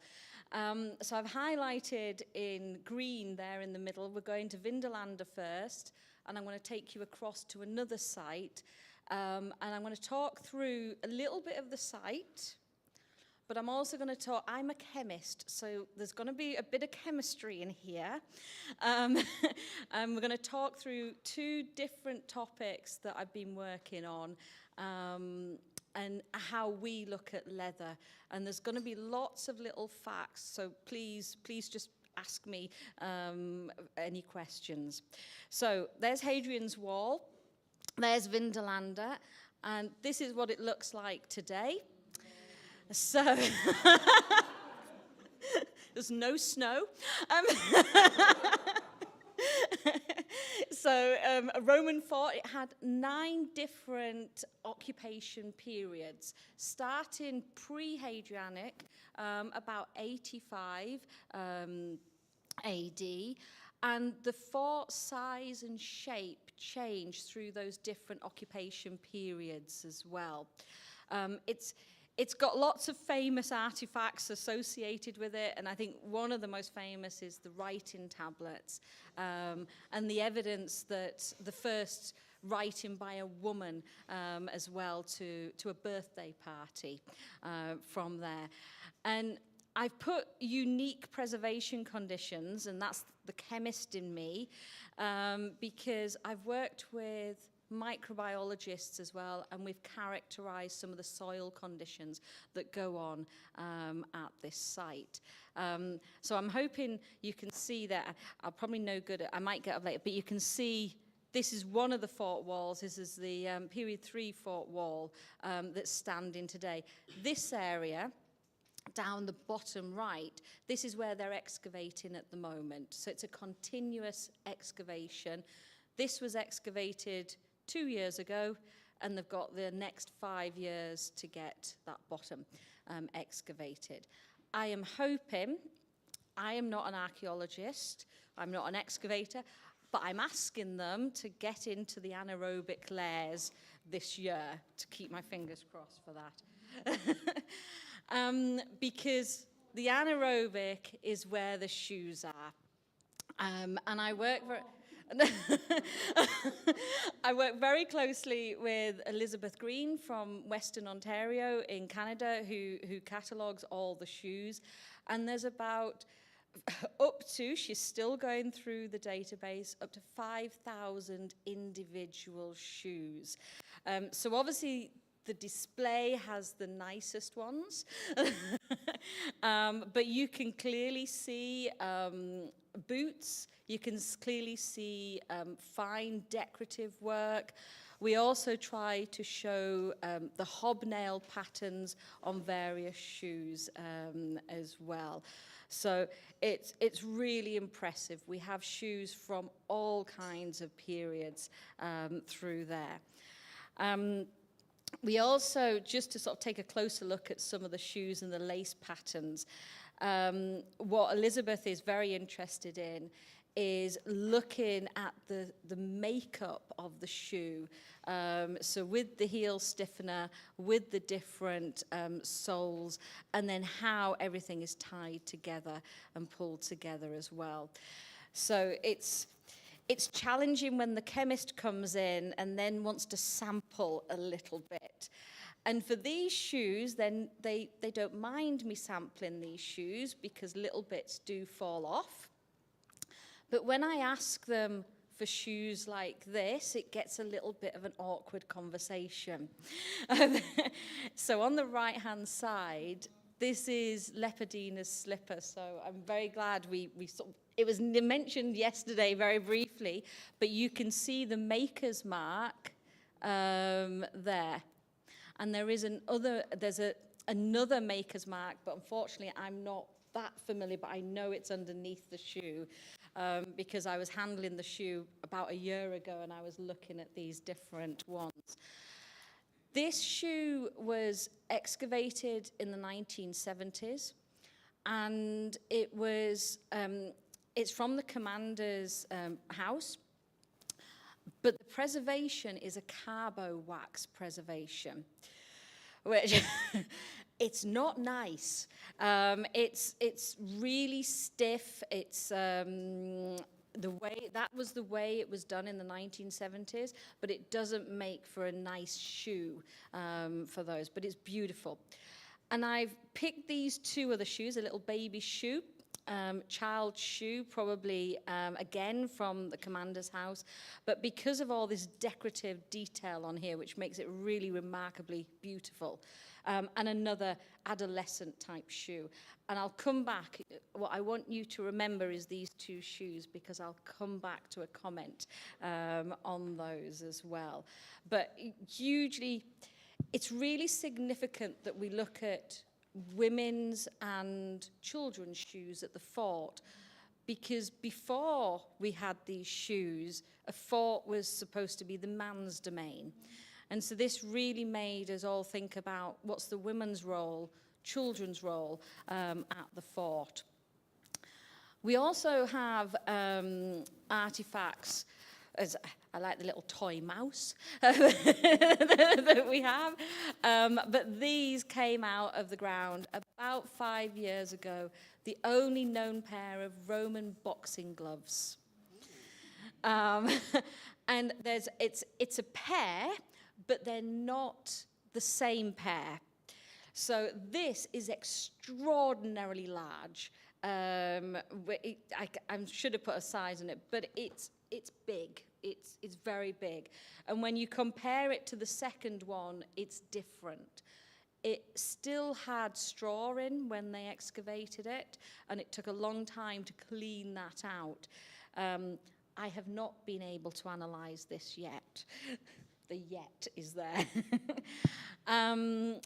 We also have lots of tent panels, probably over 200 tent panels in the collection, and mostly complete tent panels as well. What I'm going to point out is the seams along these sides as well, and we'll come back to some of those, because these are beautiful seams that have. It was fascinating seeing your talk yesterday about how the seams are put together, and we've got lots of different seams of how that is. And Carol Van Driel has been as an expert in this area and helped. We have nearly a complete Roman tent. That's obviously a reconstruction, but we have the basis of the different designs and panels of that tent. This is nearly where our story starts, because I wanted to show you just two more slides before that. We often find, there's quite a few tent panels have this burnished marks on them in lines and decorative patterns, which can be really difficult to tell if when they've been in the waterlogged environment. It does darken the leather, so it can be very difficult to see. Sometimes we use alternative lighting to try and look at some of these burnished marks as well, but really interesting patterns. So as the chemist, when I came along, I wanted to test some techniques. And with chemistry, that means often destructive techniques. So one of the conversations we started at was looking at the scrap leather. And it was interesting that nobody looks at the scrap leather, because nobody's interested in the scrap leather. And it was like, oh, I'll give the chemist the scrap leather. They can have a look. And I didn't deliberately put the ones with the marks on. It's just what we used. So when we started, and this is a little bit backward, these slides, when we started, I went into the museum and I started looking for the scrap leather. But by chance, now I'm going to just move 2 slides forward. By chance, in the museum at that time, they were preparing for the Legion exhibition at the British Museum, and 6 Roman tent panels were sat ready to go to the British Museum. This is then being displayed at the British Museum. And we kindly asked the curator, could I sample these tent panels? Because when we were looking for the scrap, my hypothesis was I wanted to determine what species. And with waterlogged leather, it's very difficult to determine species because the grain pattern is often extraordinarily just destroyed. And I wanted to use mass spectrometry, and we heard that word yesterday. I wanted to use mass spectrometry to determine the species of the leather. And it just by chance, these goat panels, well, sorry, I let the game away there, didn't I? These panels were next to it. And I'm going to back one because everybody told us that the Roman tents were made from goat. So I thought, this is great because we've got a positive control. We know they're goat. We've been told they're goat. But I want to also point out, this is in northern Roman Britain. You need about 70 to 80 goats for one tent. And there's many tents in there. And there's been works written about how many goats would need to supply the Roman army, and we're talking millions of goats. And to then think about the economy that would need to supply that, and then the processing that then would need to supply that. So it was a big question. So we went from looking at the scrap, now we've got tent panels, but we went to that and we thought, let's test this. So how do we do that? And this is the tricky slide.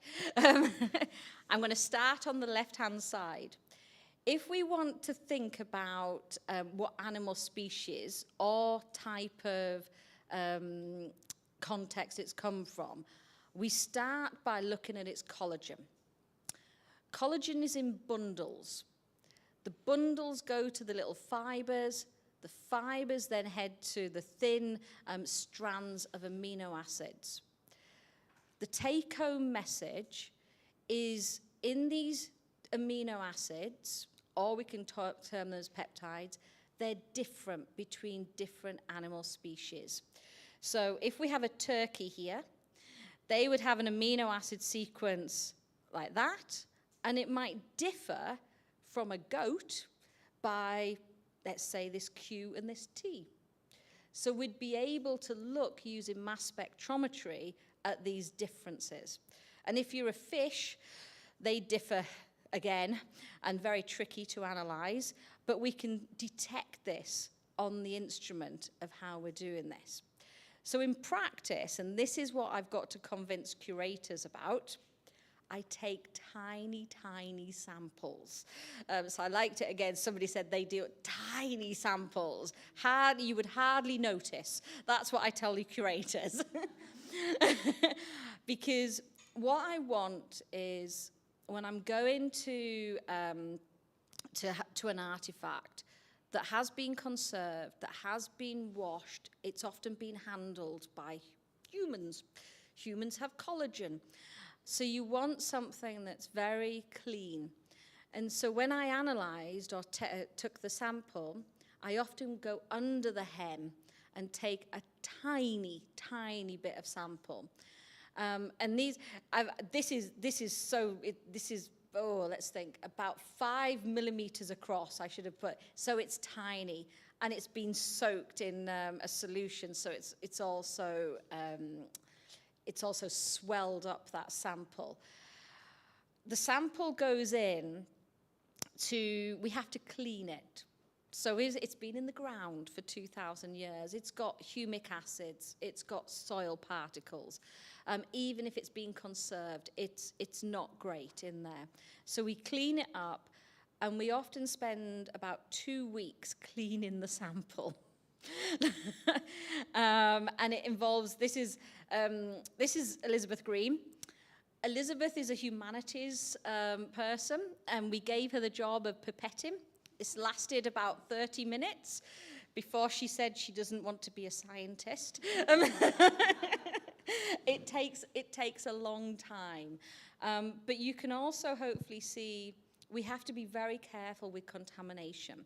So it's the gloves, it's the hairnet. We make sure once that sample is clean, we keep it clean and free of everything from there.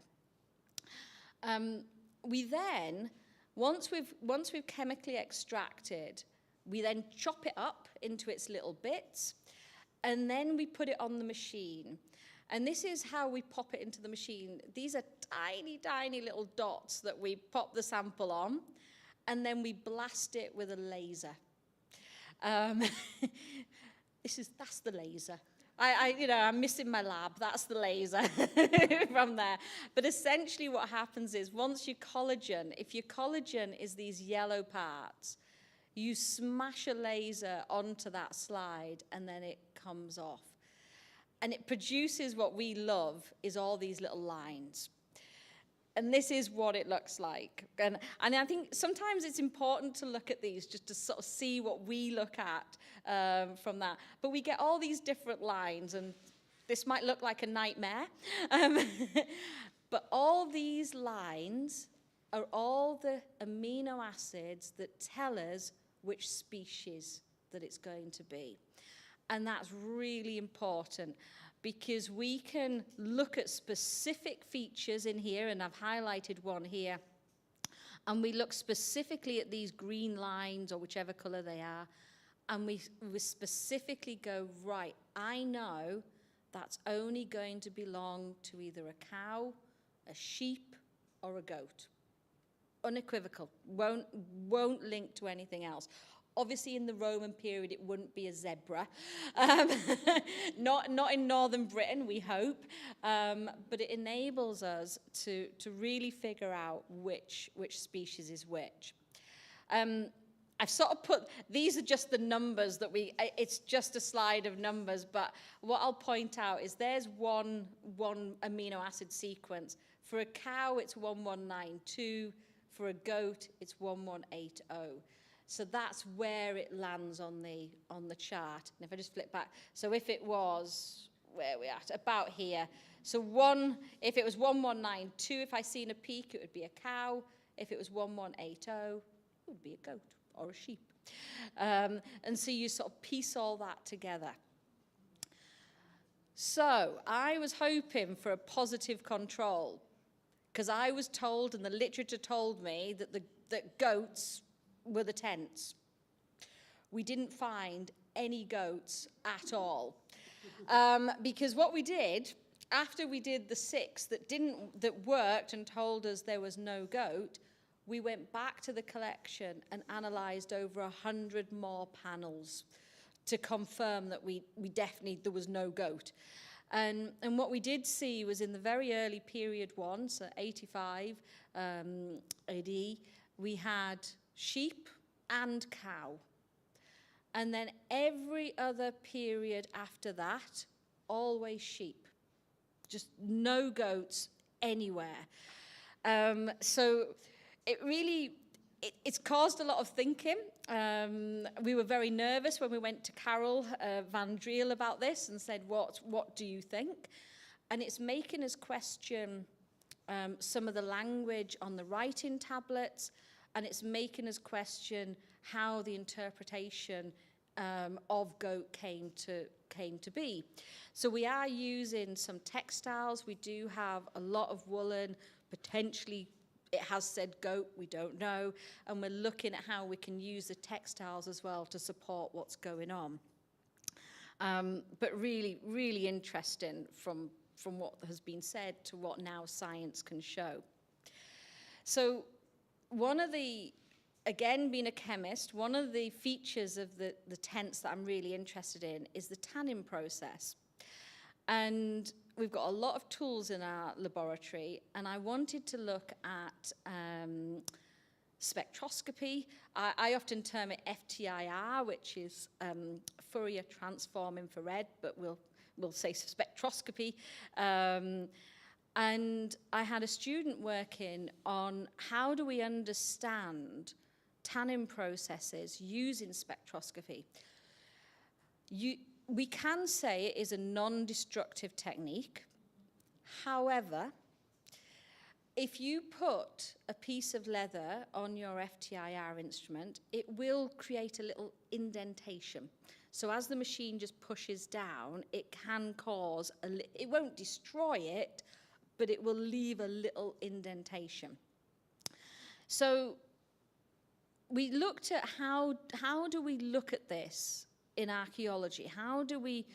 What can it inform us about the tannin process of what's going on? We know the literature, we know what's happening. And we came up with a crazy idea of let's use lots and lots of variables with modern leather that has been dyed in lots of different ways and subject them to lots of different conditions. So Helga Halsdorf-Dottier, who is the student that worked on this, set up this elaborate microsm experiment. It took 6 months to stabilize and test before we set this one up. But essentially what she'd done, and it's still fantastic, every different bottle, we triplicated every sample so we could check what was going on. And then we had water feeding in, controlled. I think these were hospital controlled, like an IV drip. Yeah. Hospital controlled water drops coming in. Some were sealed, some were allowed to drain straight through. And this has been published now, but we had lots and lots of different conditions to try and assess what's going on. So I'm only showing a tiny, tiny amount of why. So we thought, okay, let's bury them for 8 months and let's see what happens. And again, I've only selected some of the conditions. We wanted to look mainly at the acidic and then the alkali, but also waterlogged versus this low oxygen. So low oxygen can be the anaerobic, which can be different from the waterlogged. These were all the same leather when they went in. And you can clearly see that the waterlogged is completely different. We also, just to point out, we took barrels of soil from Vindolanda to make sure that the bacteria was the same in these conditions as well. So we tried to keep everything. It was quite a complex experiment to work through. We then subjected each of these to FTIR. And this is what it sort of looks like. So when we look at an FTIR, you've got just an absorbance scale on this y-axis. And along here, you've got the amount of energy needed to look at the different bonds. And if we look carefully, we'll go for the untanned cowhide, solid line. We can see we've got lipids coming through, and then as we go through, we've got collagen, and then we've got tannin compounds. You always get these peaks when we see tannin compounds on there. So what was, and I'm going to show it, the next slide's a little bit horrible, but what's important is, here's your tannin ones. That was the same peak that I've just showed you. At different months and at different conditions, those tannin compounds disappear. Those peaks disappear, that we can identify what's what. Only, and I want to point out this one, at 0, we've got the fatty acids here. In the cold, we've got fatty acids, and in waterlogged, we have fatty acids. That's really important, because something's happening when it's cold and when it's waterlogged to help the preservation of this leather. I'm going to ignore what's on the right-hand side in the interest of time there, because oh, it hasn't come up very well, this. Because then I went back to the collection, and I went back to the 1970s excavated leather, and I subjected them to FTIR, to spectroscopy, and I looked, and I'm sorry, I invert, so it's exactly the same, it's just inverted image at the moment. But what you can see is the fatty acids clearly there. However, if you look at recently excavated leather, there's no fatty acids. What that's telling me is there's some deterioration going on between these years. We know it's not linked to conservation. We know it's from the excavated leather. Something's happening in the ground. And we know that leather coming out the ground now is not as good as it was in the 1970s and 80s. And so I used SEM to also, and these were because I'm going to get shot here, we didn't gold coat these ones, we do now as standard. But we looked at the leather again from the 70s. 70s were conserved differently, so it was very tricky. But the 80s leather compared to the recent leather, you have nice collagen bundles here. And then you have thin collagen. And that's repeated across all my different samples that I have. And so it's quite scary in one sense that when you look from the 70s, 80s, the 90s seems to be the changing point, and then the leather deteriorates as well. What time did I say? 11:40. So I think I always sort of like to make that point on modern leather. And so I subjected some modern cow to the same sort of imagery just to see what we have. And we've got acidic conditions where you can still make out the collagen bundles. And then once you've got the alkali conditions, it changes. The underlying point of this is there's changes going on at the excavation that's altering the chemistry in the ground, that's then altering the preservation of the leather in the ground as well. And I have not a solution, but I have a monitoring feature that I will show you in a second. So I wanted to point out, because I think it's important for this audience as well to know about Magna. So Magna has never been excavated. We started 2 years ago, but it had never been excavated before then. It's another Roman fort just about 7 miles to the west of Vindolanda. What they excavated last year was these enormous shoes. So big. In comparison, and they're still working on these, but we don't have shoes of this size at Vindolanda. It's not there. But we have, I think there were several shoes from Magna that are now this size, and we've barely touched the anaerobic deposits at Magna. We've got another 2 years to go in. So it's clearly a different cohort at Magna. So we're carefully looking at what the leather is. Is it different leather? How's it worked? And I've added a few slides, and I can't remember which ones. Because I cheekily added in a slide from the discussions. So the first year, I took they wouldn't let me touch this shoe. There was some other little leather that was found. And our question was, does the conservation process impact on the leather? And so at Vindolanda, the technique, we don't use PEG. We use a wash of EDTA, acetic acid, and acetone. So it makes the leather very supple as well. And that was developed in the 80s, and that method has not changed.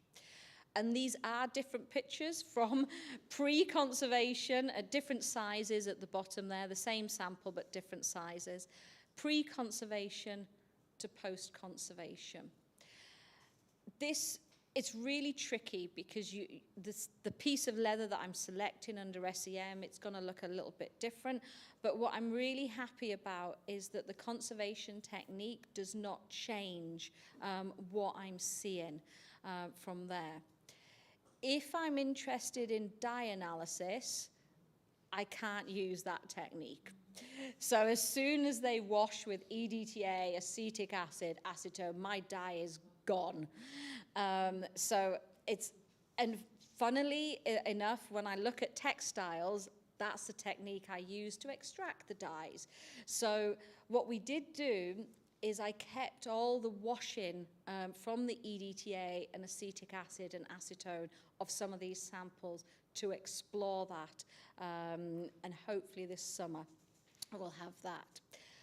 But I also did FTIR, and this was really interesting because, oh, apologies for the spelling mistake there, not PAR, pre. But this was the leather that they gave me. This is pre-conservation with the FTIR. No fatty acids, but we've got the tannin compounds here. But if you wash it, you can get a clearer signal of what's going on. And I suspect that post-conservation gives us better analysis for our species analysis as we remove all the dirt from there as well. This is one of our biggest projects at the moment. So when we started trying to understand what's going on underground, we also thought, what's the chemistry doing underground? So we put down different probes for pH, for oxidative reduction potential, for electrical conductivity, for moisture and temperature, at a depth in this location of about 3 meters. And we can see at different levels, different conditions. And we're trying to understand how those conditions change seasonally, but also how they impact on the leather that's underground and other artifacts. Because I've cheekily stolen Barbara Burley, who's the curator at the Vindolanda Trust, and Elizabeth Green created this brilliant diagram. If we lose all the organic, that's what we're looking at the archaeological site. We've still got brooches, stones, studs, game counters, but if we add in the organic, suddenly there's a lot more information that we know about everything. And we want to understand those conditions so we don't lose all this information. So I'll nicely end on this. We're just about to start a 3-year funded project. We named it Pellis Project, looking at that trade, manufacture, and economy of Roman across the frontiers. So we're working with National Museum in Scotland, we're working with Leiden, so looking at the Valkenburg and Vetchin collections as well, and trying to understand economy. Because it started with the was it goat? It's not goat. So what do we understand about these tent panels? How do we understand? Are we sure we know what we know from there? So we're using a very multidisciplinary team and a multidisciplinary approach. So we're working with UCL, looking at strontium, looking at stable isotopes, looking at the peptide analysis for species. But then Elizabeth Green is humanities, so looking very much at the Latin text. And we've also got Matthew Breen from North Carolina, who's potentially going to inform us about the sex of some of these leather, which is, he's been developing a technique which could tell us about economy again. So we are looking, Roman artifacts to help us piece. If you know any Roman artifacts, please drop me an email, because it'd be really interesting to collaborate and help put this picture together for the Roman frontier and across. Look at that, 11:40. I was told, make sure 5 minutes. I went for 11:45. Oh no, but I finished. It's my goat. He was very put out with all of this. But yeah, it's a wonderful, the project is absolutely wonderful to be involved with. And already, when we went to Leiden, they allowed us to sample straight away. So as a chemist, I took my sampling kit, but didn't expect to be able to sample. And one of the most memorable experiences is when they saw how much I was taking, which was tiny. They brought out a Roman shield. So we've sampled they had 2 Roman shields on there, and we're working through those analysis at the moment, so we'll have a much better of which species they are. And do you remember the 2 shoes that I pointed out? They are not sheep and they're not cow. And they're the only 2 examples of potentially goat that we have in the collection at the moment, which is quite exciting because they're children's shoes. We know where the context of them, and therefore we suspect they were brought in, and hopefully then bringing together this multi-analytical approach, we can really start to understand trade across that empire as well. I will leave it there.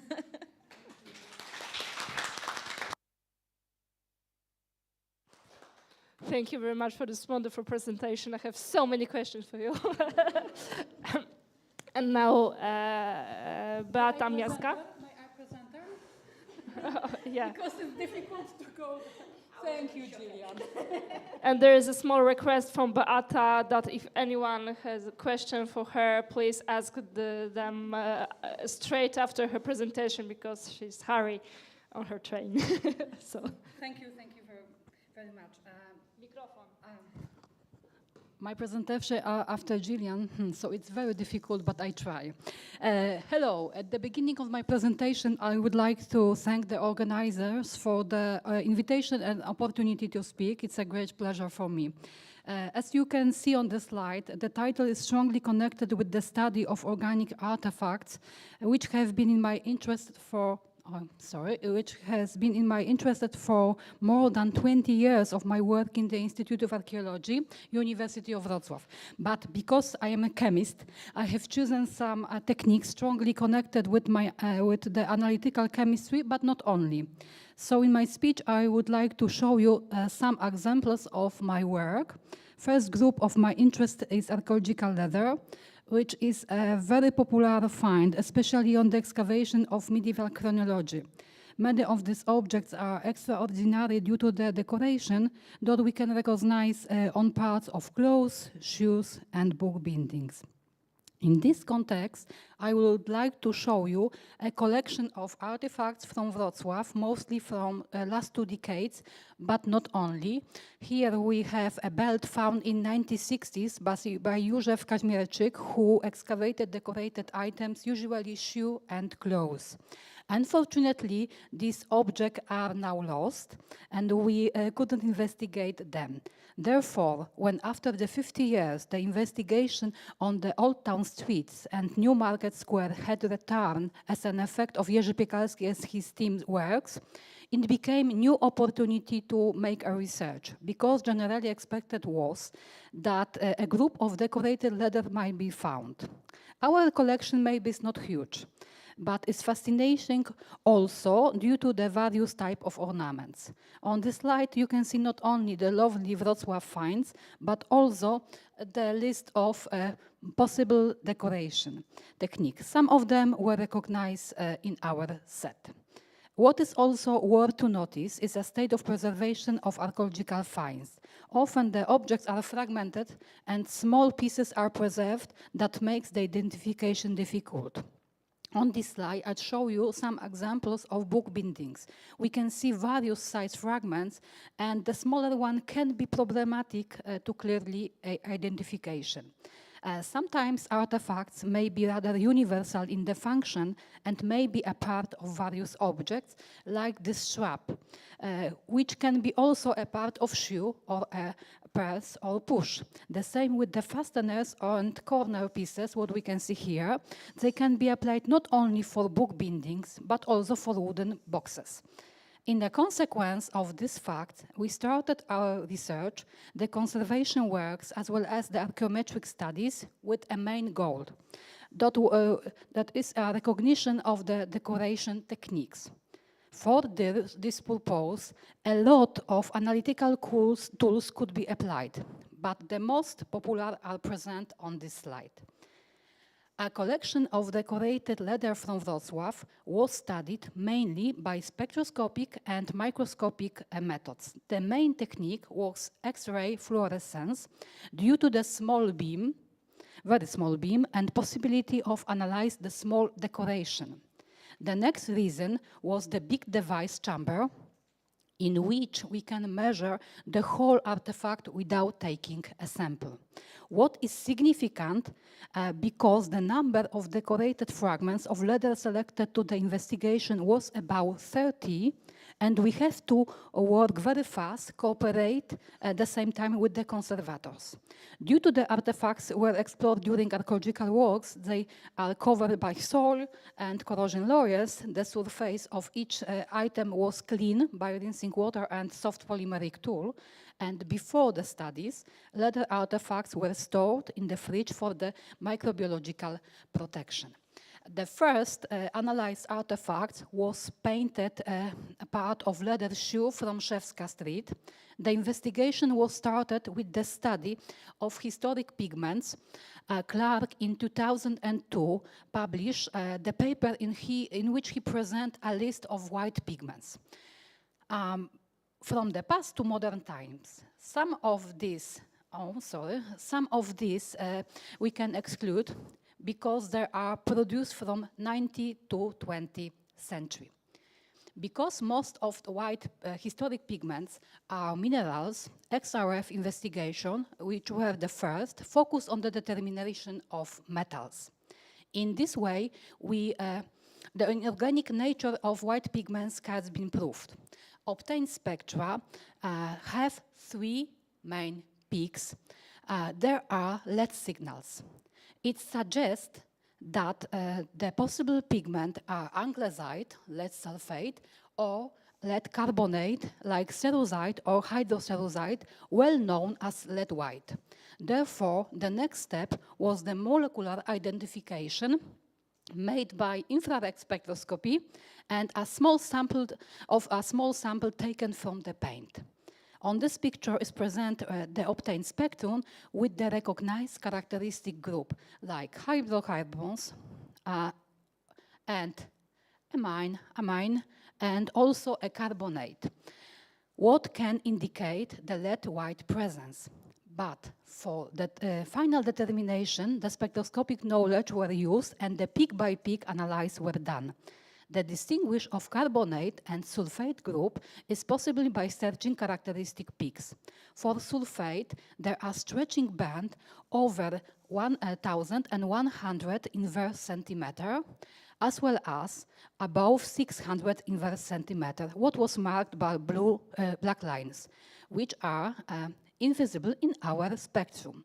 The carbonate peaks are marked by red arrows, and we can see that all carbonate signals are present in IR image. It confirms that lead carbonate is possibly a white pigment. But what else? Because we still have unrecognized peak marked by blue arrows.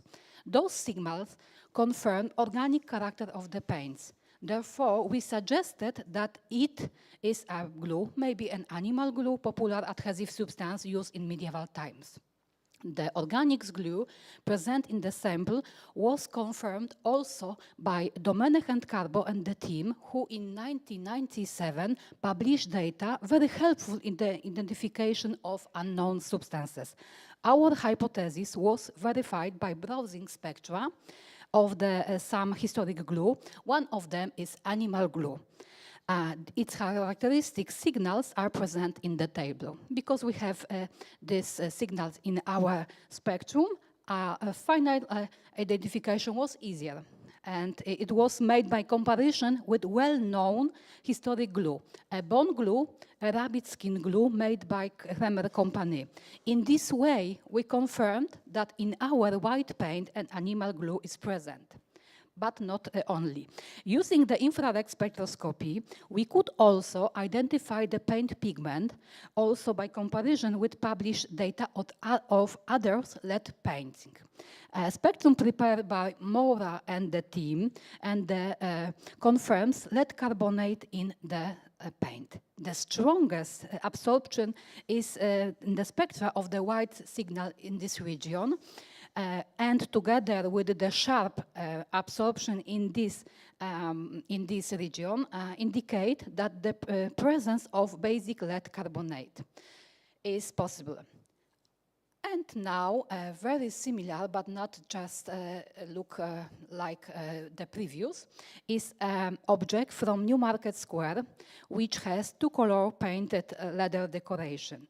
We can see that the leather was decorated with white and light red paint. The hypothesis to white decoration is similar as above. Some mineral pigments, lead, calcium, barium compounds, or even kaolin clay.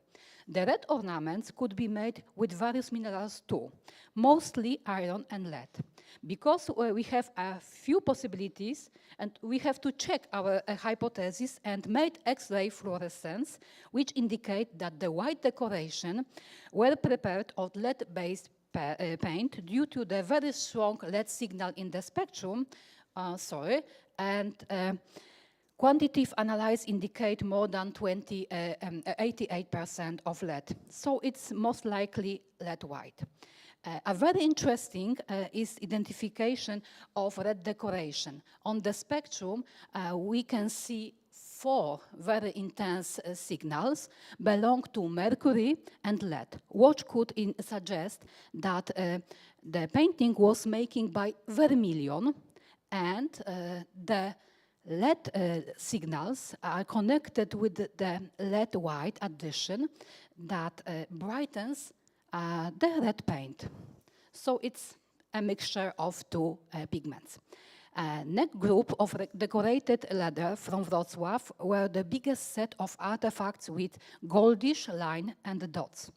The published investigation of goldish decoration suggests using the several materials, giving golden color. For example, gold leaves and tin, arsenic and iron, coppers, sulfides, as well as the possibly technological methods that makes the coating of various materials. Some of these could be excluded for organic raw materials, for example, fire gilding and electrochemical plating, which are often used for metallic objects, but not for leather.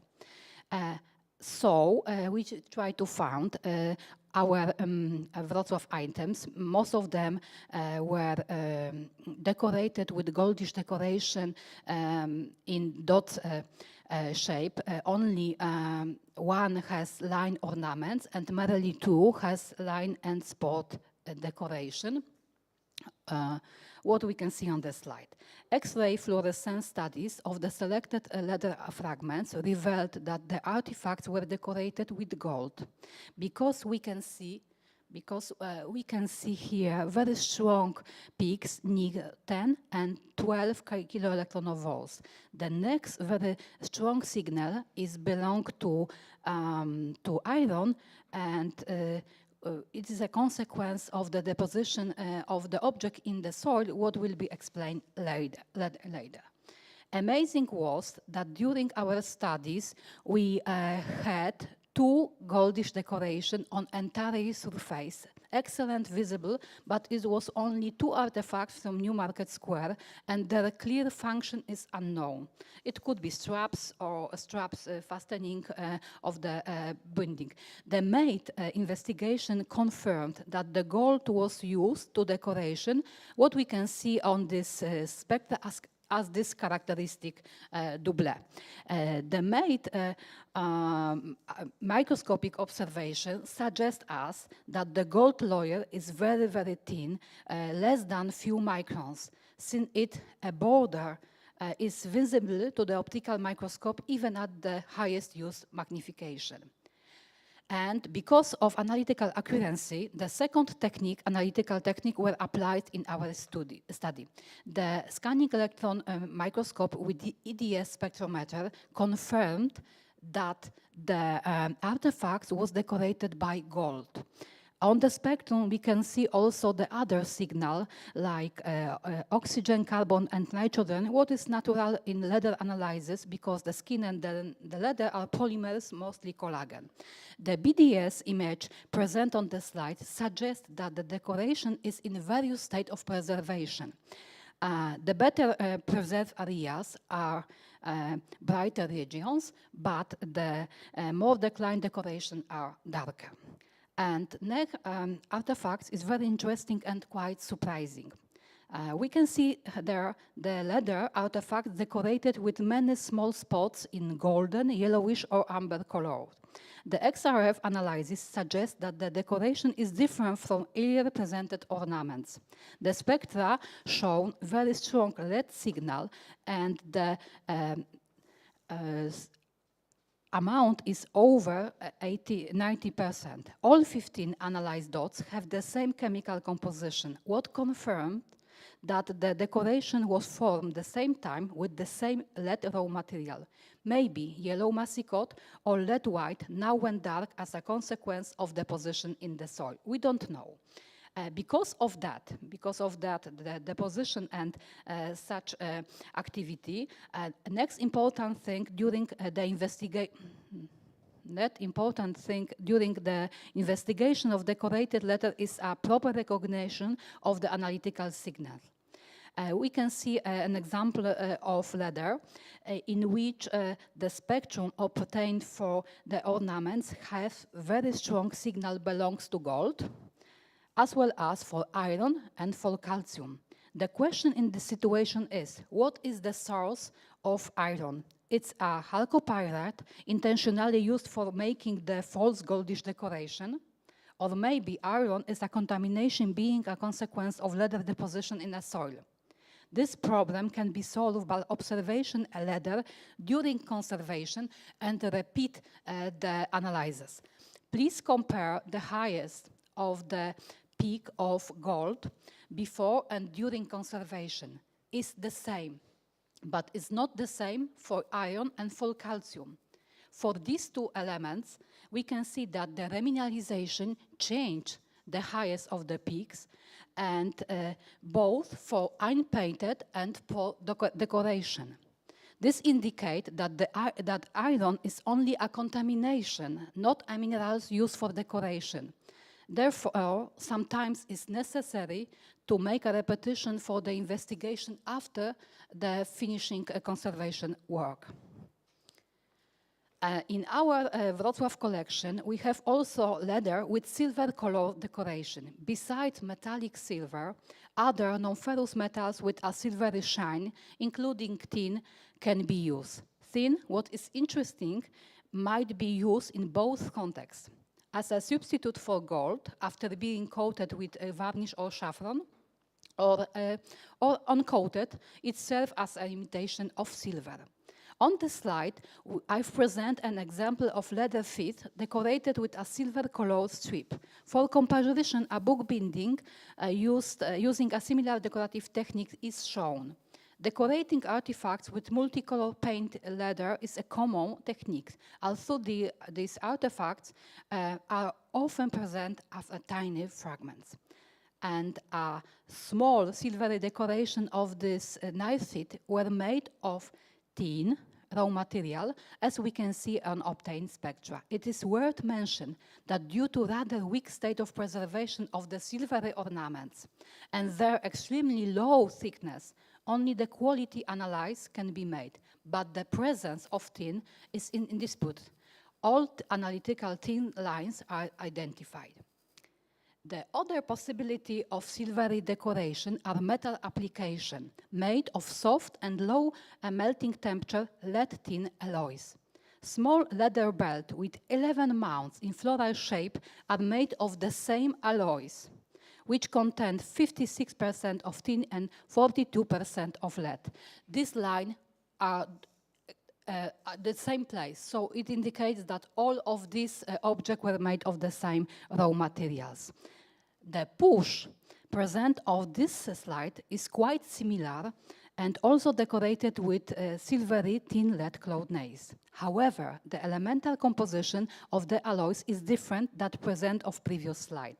In this case, tin content is much higher, 70%, and 30% of lead is the rest, what make the alloys nearly eutectic, and the melting temperature is lowest as possible. So we can see here that it's very attractive from economic point of view.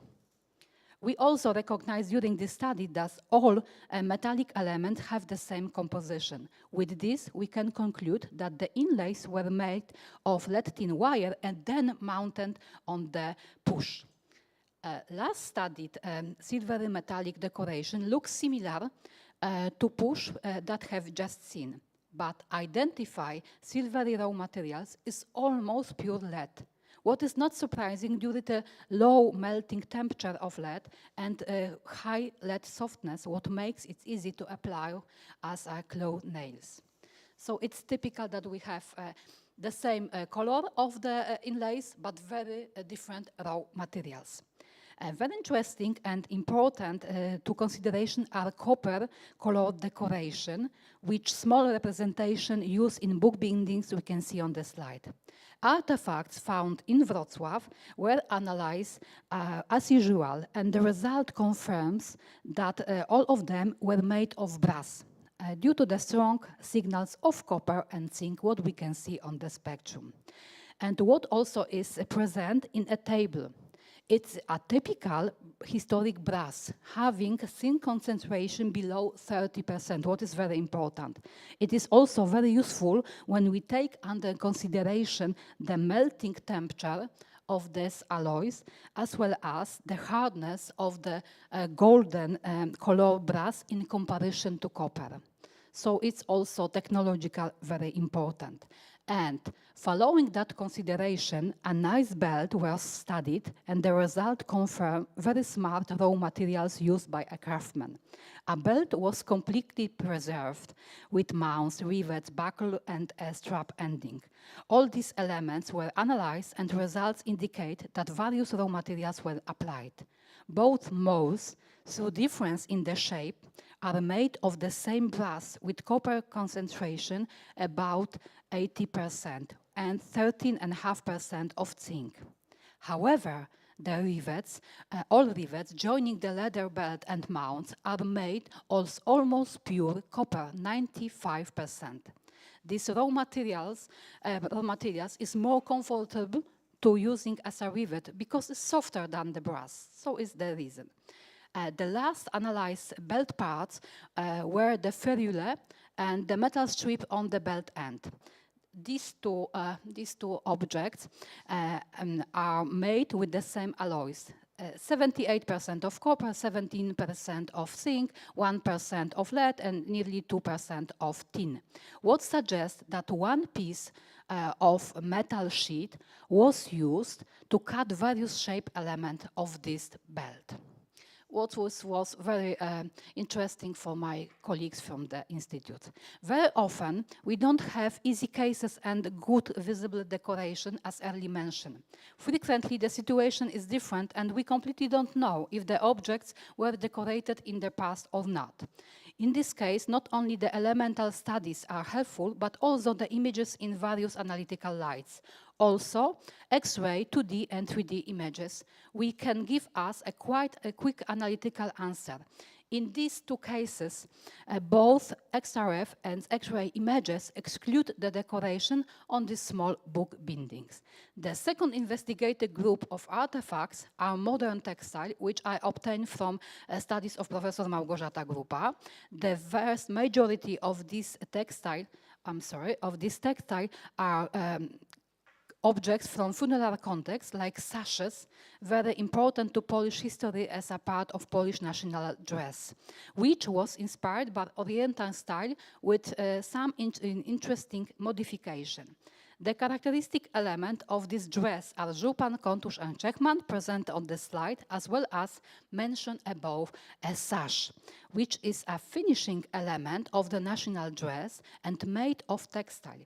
It was inspired by Persian and Turkish fashion, but very fast it became a Polish original product, mainly by the different composition of ornaments, which was located in various regions of the sash. The names of these regions I passed on this slide. Because Polish contour sashes are so long and made of silk and richly decorated, the ornaments were not only made by color fabrics, but also by metal threads and made of noble metals.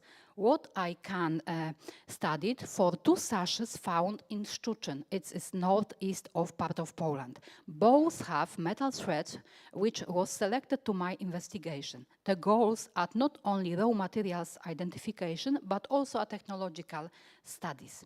Therefore, the standard analytical protocol were applied and the objects were analyzed by microscopic and spectroscopic methods adequate to very detailed investigation. We made spot and microarea analysis and their result will be now discussed. Microscopic studies of first sash show us the state of preservation, different in various parts of the object. Some threads are completely corroded and some have a metallic shine. This information is crucial for curators and archaeologists who take care on this object. Next results of our microscopic observation is a metric analysis confirming two types of metal threads. In the field, the border and the head, there are similar size.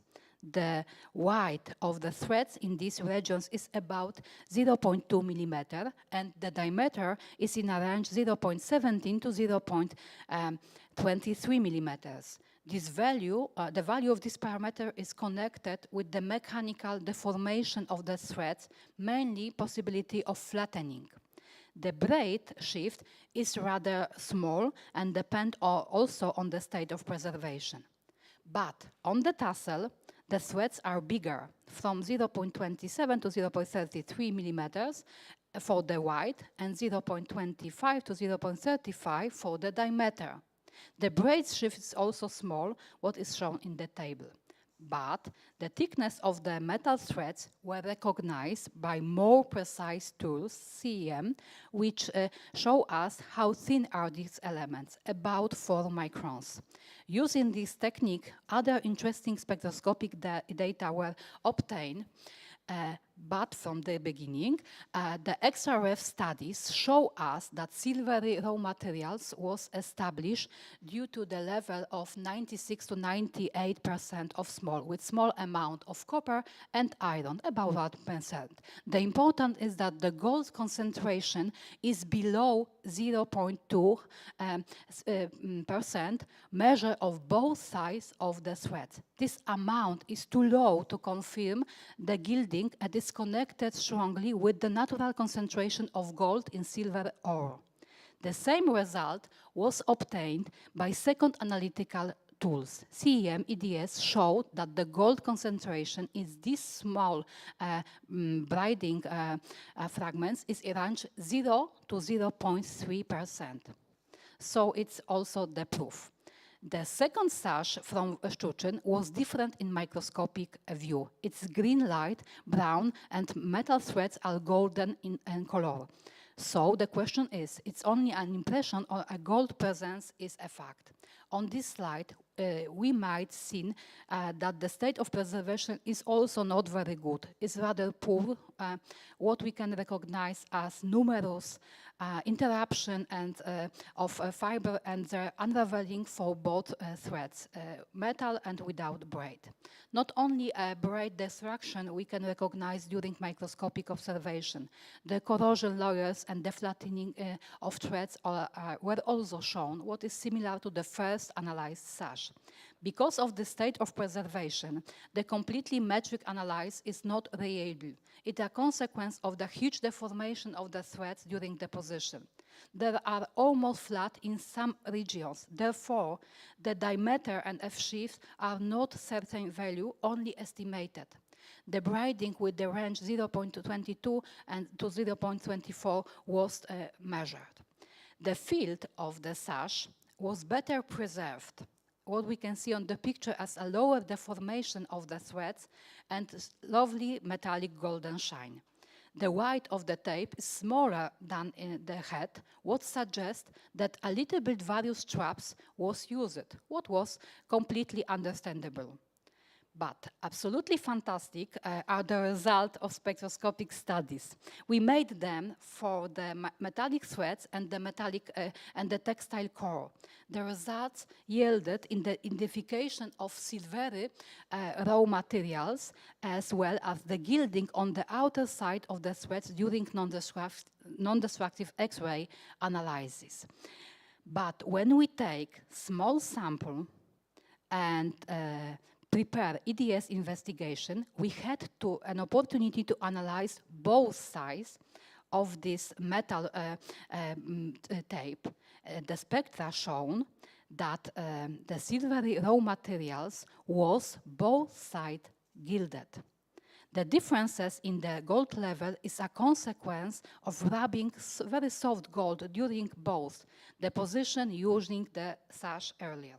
And when we return with this small sample to XRF microspectrometer with a better spectral resolution than our EDS, the technology of gilding was recognized. Mercury peaks marked on the spectrum confirm that the fire gilding was applied. The second technological recognition is connected with this parallel striation visible on our picture that could be formed during wire drawing or rolling the wire, what suggests the possible technology. And last interesting artifact, it's a fireball from Wrocław. It is an atypical case of textile studies of completely unknown find, which only a shy hypothesis for raw materials and function. Artifacts was studied by various analytical tools, the same, microscopic and spectroscopic. First, the optical spectroscopy that show a heavily cracked surface and flags that are present on the surface, also black deposits. Then the fresh fracture shows a layered, rolled structure and waxy sheen. With bigger magnification, transparent fibers was recognized, what we can see on various microscopic pictures. The CEM image confirmed the presence of fibers in the sample quite tightly surrounding the base substances, which both are made of organic raw materials due to the very strong carbon signals and other no signal are visible. And finally, infrared spectroscopy conclusively said that the sample is organic in nature and it's a beeswax due to the characteristic signals of hydrocarbons, which we can see here, and the comparison with other beeswaxes, both historic and modern. And now, finally, summary remarks, which are connected with this, that the modern analytical techniques support very strongly archaeological studies of many artifacts made of organic raw materials. They are generally safe for the studied objects because of their non-destructive or non-invasive character. Sometimes a sample preparation is necessary to proper recognition of raw materials and technology due to the fact that popular methods can rather scan a surface than research the completely volume of the objects. The state of preservation of the artifacts and the previous conservation works are crucial to obtain a good result, and these both activities should be taken under consideration when we talk about results. And now, at the end of my speech, I would like to thank you for your attention, and I present the joke from a book of Gilberto Alpioli, also a chemist. It is a funny drawing that makes me laugh when I saw them first time many years ago. How archaeology changed with our support, very, very small our support. Thank you for your attention.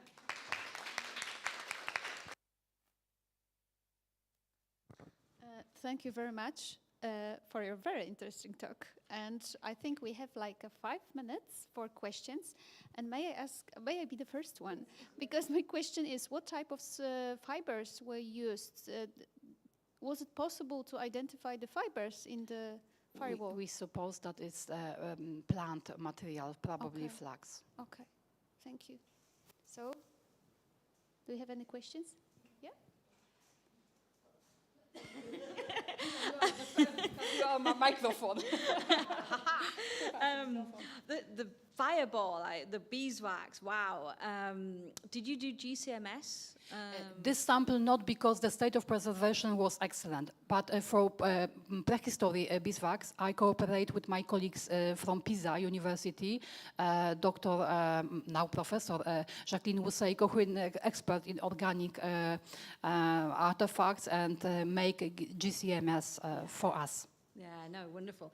Can I cheekily ask another question then? I'm going to technical question. There was a really large OH signal on the FTIR with the animal glue. Yes. Do you think it comes from the rabbit glue, or do you think it was from the calcium because you had a strong calcium hydroxide signal?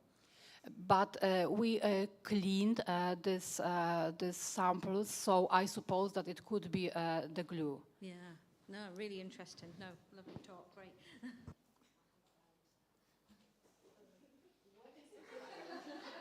What is a fireball? Fireball is something for using during the battle. You can put the fire and it's a fireball. So shoot it and hit something. Yes. So this is the meaning of my colleague who is an expert in military. So I suppose it's the true. Okay, I also have a question about the metallic colors or the metals on the shoes, because you mentioned the gold leaf technique, but we were wondering with my colleagues if it might be shell gold, like a paint which you use with the actual gold. Or Yes. other metals, if you have some could- traces of could- the glue or what's holding it on the leather. Absolutely, both versions could be possible, but the state of preservation and very unique items, we couldn't sample them. So I know that it's something support the connection between the gold raw materials. It could be leaf, also it could be powdered gold. We know that it could be paint. And something should make a better connection, and it's a kind of glue. But we couldn't investigate them because they are so extremely lovely and unique, so we couldn't do that. Yeah, well, we in Czech have something like this from Třebíč. Aleš Hoch published it a few years ago, and Gabina Vyskočilová, I think, was in Wroclaw on Monday. I don't know if you're in... No, on Monday I'm out. Yeah. I'm on holiday. Winter Okay, holiday. well, she was there last... Was there? Yeah. So is this PhD student? She teaches at in Brno at university. I don't know, because we have a visit of PhD students very strongly interested in leather, but not visiting me, but my colleagues. So I'm sorry, Okay. I don't know. Because I think it will be really great if you will compare it, and I think it's work. But the we don't wor- have the work this is- collection in our institute yet. It's But I thi- museum, and museum don't agree for destructive or invasive studies because of the director. Because So it's now lost. Because I conserved one of the pieces from Třebíč, and there's several shoes, but there's also a small sample, like which is not the shoe, but there's like only a dot on the leather, like to test the technology. So I think I'm really looking forward when you connect and you will work on it together. And I think it's partly in process. So yeah. Thank you. Any other questions for Beata? So I guess you can say goodbye and run. So Nice to because have fun. the presenter are very well organized, so I can stay with you and listen because I'm very interesting. But when I have to leave, so thank you very much for the conference and for meeting you. It was great opportunity for me. So thank you. Bye bye. I will leave in the moment.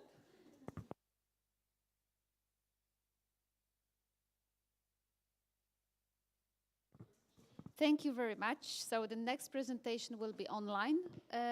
So do we have a connection with Marloes? Yes, can you all hear me?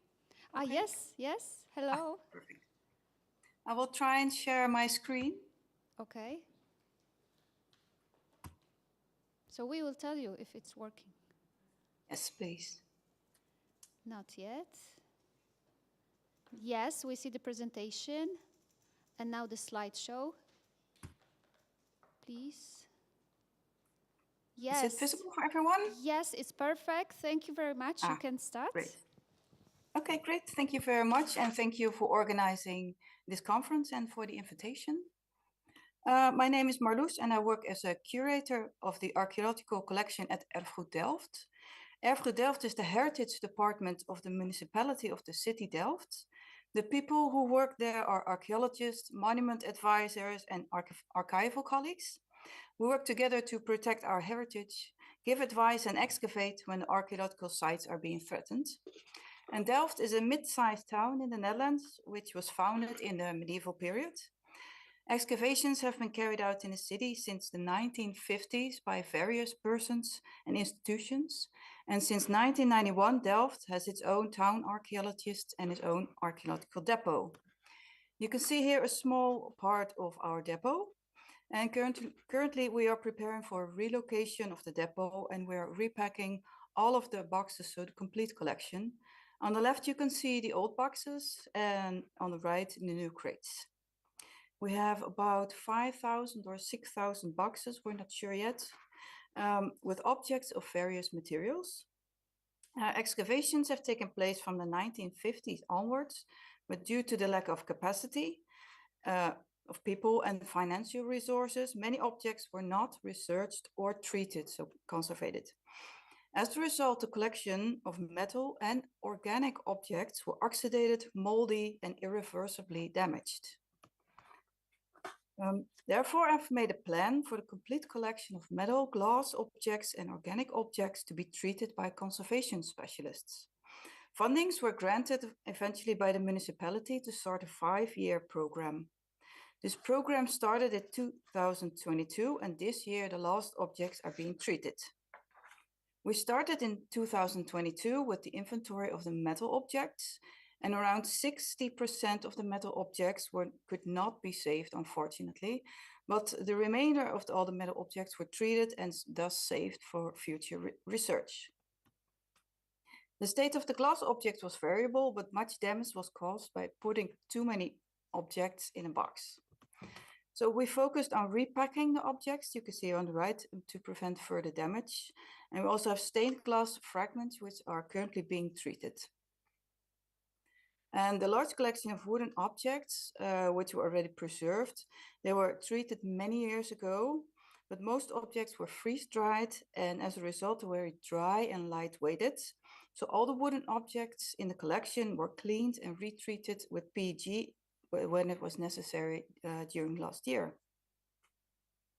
But we also have a large collection of leather objects, but it was in very bad condition. You can see here a few examples. Only a few objects were treated right after the excavations. So most leather objects have been excavated decennia ago and were put in bags without treatment. In some cases, the objects were put in dry bags, and you can see it on the left with a lot of mold now. And in some cases, the objects were sealed with water in bags. You can see those on the right. The sealed bags were sometimes still moist, and in some cases, the leather was fallen apart in many small pieces. Some of the leather objects were treated, but we do not know which treatment was used. In some old reports, we can read, for example, that soles were pressed and treated with olive oil, but of most objects which underwent treatment, we have no reports at all. So on the picture on the right here, you can see one of the sealed wet bags. Nowadays, when leather is excavated, the advice is to seal it with water for a maximum of around 30 days until it can be brought to a conservation specialist. This bag on the right, however, was sealed for 40 years. You can see these sealed bags came from an older excavation in the city, which was carried out in 1983. We don't have much information about this excavation or the leather in the bags. We do know that there was actually at the time no money for a proper excavation, but they tried to rescue as much as they could of the content of several cesspits at the site before construction work had to take place. They had to rescue as much as they could in only one day. And there was no money for research or to publish the finds or even to conserve it, so the finds stayed in the depot for almost 40 years for us to find now. The leather finds that were in the sealed bags were mainly shoes, but also several bags with these rectangular pieces of leather with hundreds of metal pins have been found in the depot as well. We found out that these are leather parts of wool carders. There are several stages of wool processing to prepare the wool for spinning and weaving. On this painting, you can see a few of these processes, such as removing the wool from the hide and cleaning and combing the wool. Combing and carding were both used to further clean and prepare the wool for spinning, but you have a different end result. On the left, you can see a wool comb with long iron pins, and on the right, you can see hand carders. These hand carders were made of wood with a rectangular leather piece with hundreds of smaller metal pins. Hand carders to card wool have been used for centuries and are therefore difficult to date. You can see here both pictures, one from the 16th and one from the 19th century, and the hand carders practically look the same. So in order to date the leather pieces from Delft, we went and just look at the find contacts. If we look at the location where the carders were found, on this site, there was in the 15th and 16th century a convent. And from the 17th century until the beginning of the 19th century, there was a house of correction was located in the building of the convent. In this house of correction, criminals and beggars were put to work. And the carders have been found in at least 2 cesspits, and cesspit number 1 and cesspit number 3. If we look at the other material that was found in these cesspits, such as pottery and clay pipes, we can see that cesspit number 1 has material which dated to the 18th century, so from the period of the House of Correction. In cesspit number 3 contained pottery from the convent period, but also pottery and glass from the period of the House of Correction. And many other finds are, for example, pipes that were also used during the period of the House of Corrections, and they were intensively used by the inhabitants. And just some other finds which were in the same cesspit are, for example, a metal cooking pot and many metal spoons, which are also mainly dated to the 18th century and which were used by the inhabitants of the House of Corrections. They engraved their own spoons with initials and little drawings. So to conclude, we can date the carders to the 18th century. The carders were used by the inhabitants to prepare the wool for spinning and weaving. And we know from historical sources that cloth was made in the House of Correction, mainly to make military uniforms. But to see how these carders were used in the House of Correction, we can look at drawings and sketches. There are several engravings and design drawings which show a sculpture above the main entrance, depicting the work that had to be done by the inhabitants of the House of Correction. You can see 3 or 4 activities depending on the drawings. These show several activities related to textile production. With this one, for example, the lower picture, the activities you can see are the sawing of the dye wood in the front. At the back on the left, you can see a loom for weaving. And in the back on the right, there's a woman spinning. But in the back in the center, there's a man sitting on a kind of bench with a rectangular board in front of him. So this must be a carding bench, comparable to the 19th, 20th century example on the right. We haven't found any wooden pieces of a possible carding bench, so we think the leather parts were removed from the bench and replaced with new ones from time to time. The holes were also where the leather parts were attached to the wooden bench were also ripped. These are actually the carders are unique finds that we have never seen before in excavations from the Netherlands. And besides leather carders, there was also wool found in the cesspits, and they were also originally sealed in plastic bags.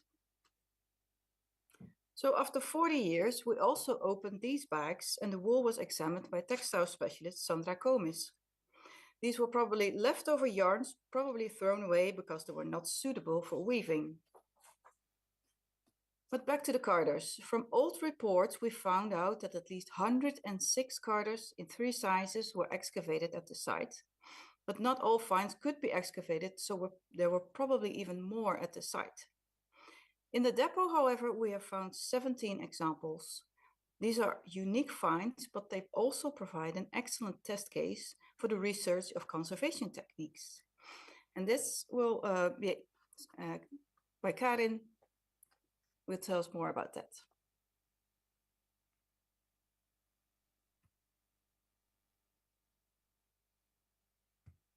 Hello, everybody. Can you see me? Yes, and we can hear you. Hello. Okay, hello. I'm trying to share my part of the presentation. Okay. Let's see.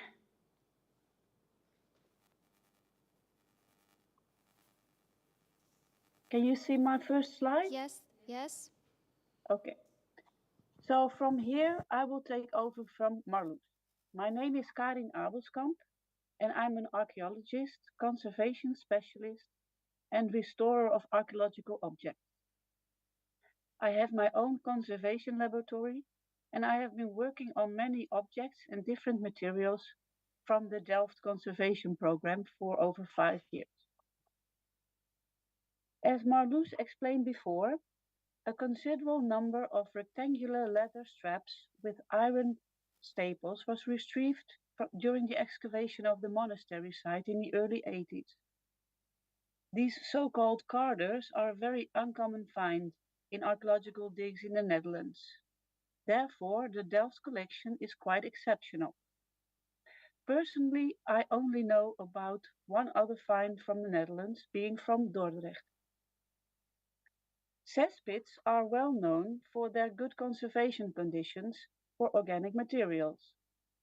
Leather finds are one of the beneficiaries of these conditions, and therefore, in 2 cesspits of the Delft excavation, the group of carders survived. Unfortunately, we have no original excavation documentation like photographs or drawings of them being in situ or shortly after excavation, nor any information how they were handled, cleaned, or stored.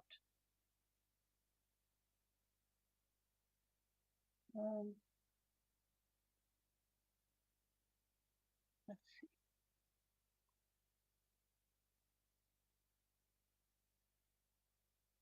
The carders are composed of several materials, being leather, iron, and wool. They were removed, ripped from the wooden carding benches because they were worn or otherwise damaged.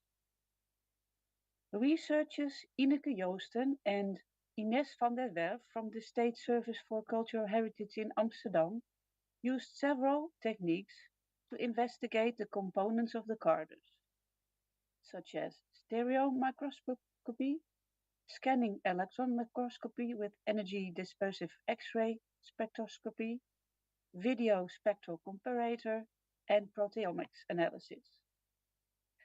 On this slide, the different materials in and attached to the leather straps are clearly visible.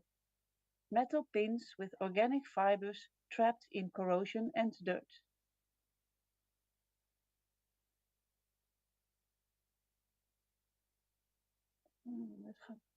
Are you seeing my whole presentation or all the slides?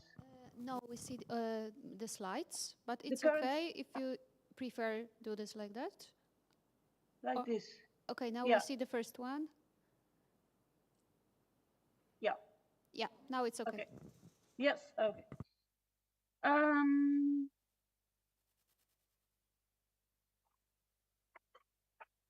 With SEM-EDX being scanning electron microscopy with energy dispersive X-ray spectroscopy, both the surface and cross-section of some iron pins were investigated. Calcium sulfate, gypsum, and several iron corrosion products were found.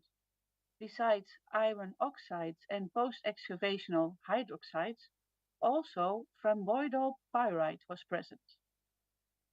Pyrite is a common iron corrosion product in cesspits and an indicator for the presence of sulfate-reducing bacteria operating in an anaerobic environment.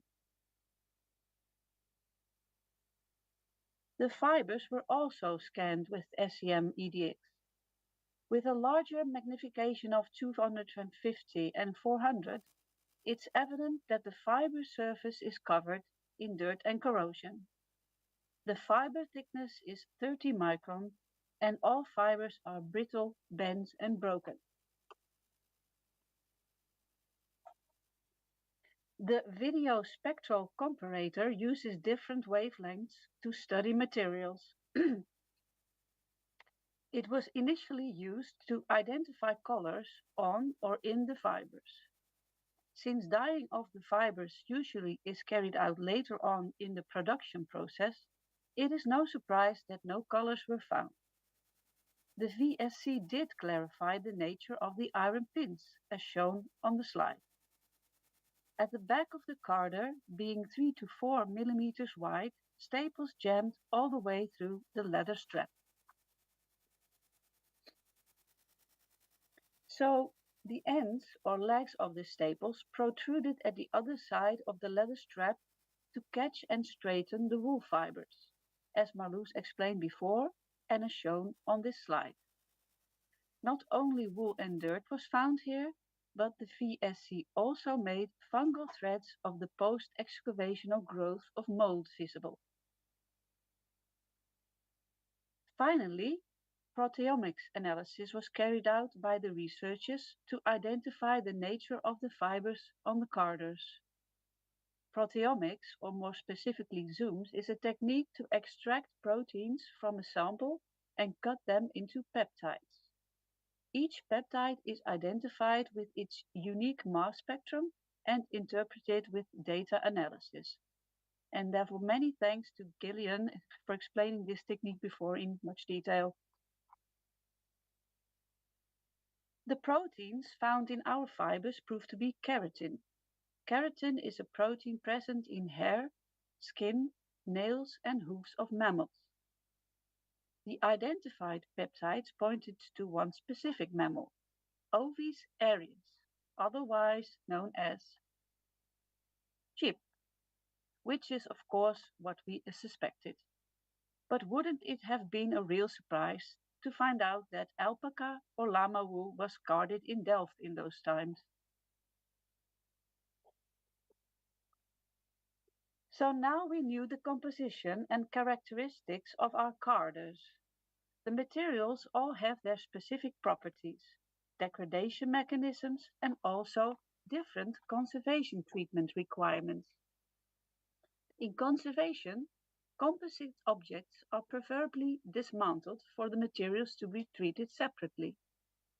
For the carders, this would prove to be a mission impossible.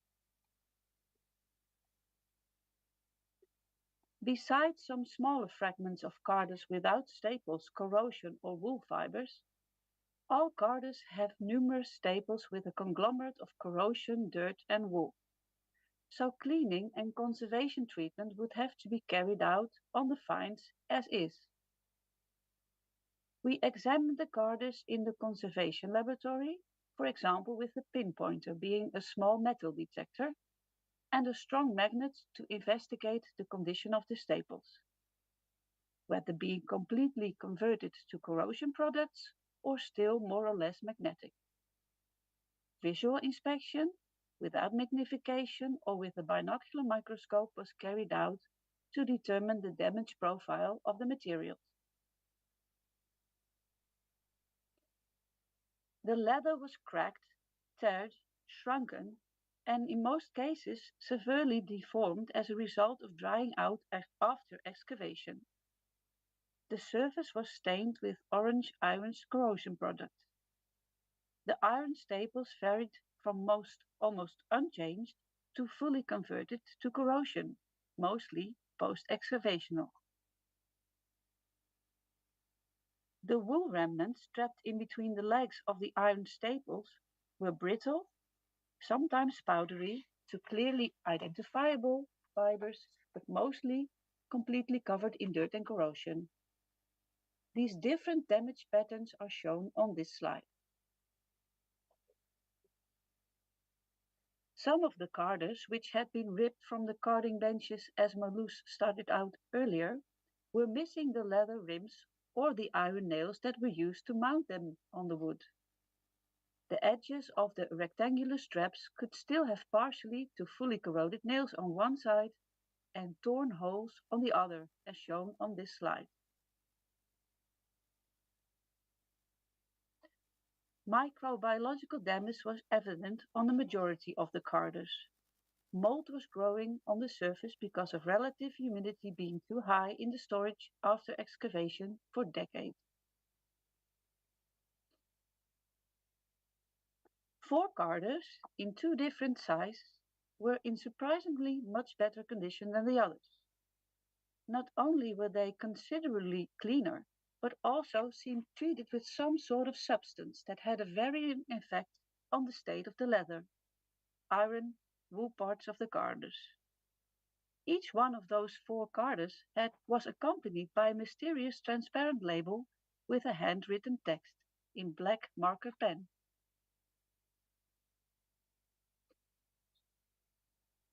Obviously, at some point in time, someone had carried out a conservation treatment with 4 different substances.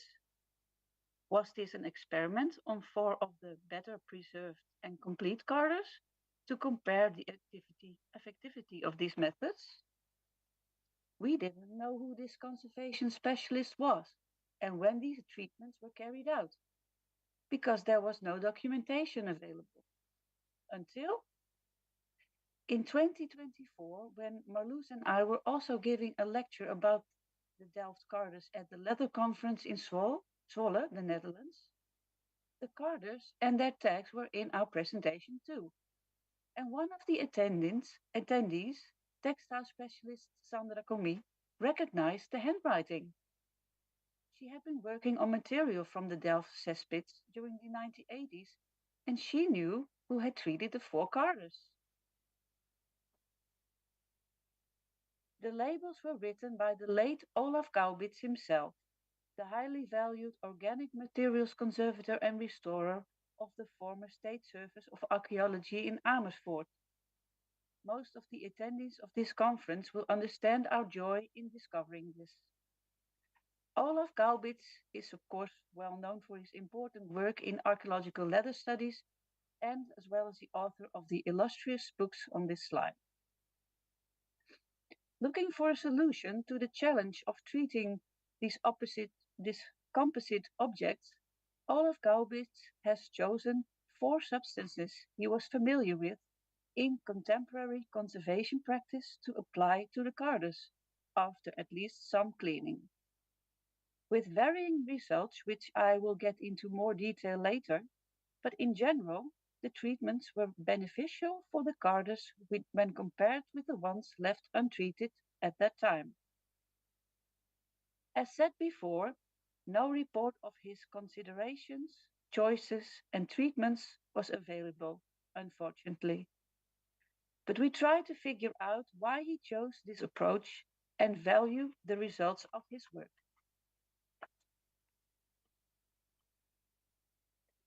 The carder on this slide was treated with tannin, the label says. Of course, tannins are known for their use in processing of animal skin. In metals conservation, a tannin solution is commonly applied to iron, forming a thin, dark, more or less protective layer. Gaubitz probably applied the solution to this carder, hoping that it would prevent corrosion of the staples and degradation of the leather. This choice resulted in a stiff, dark brown to black, slightly deformed leather strap. The staples were only partially covered in superficial post-excavation corrosion, and the dirt, wool, and corrosion conglomerate in between them was hard and cracked, but still most nice in place.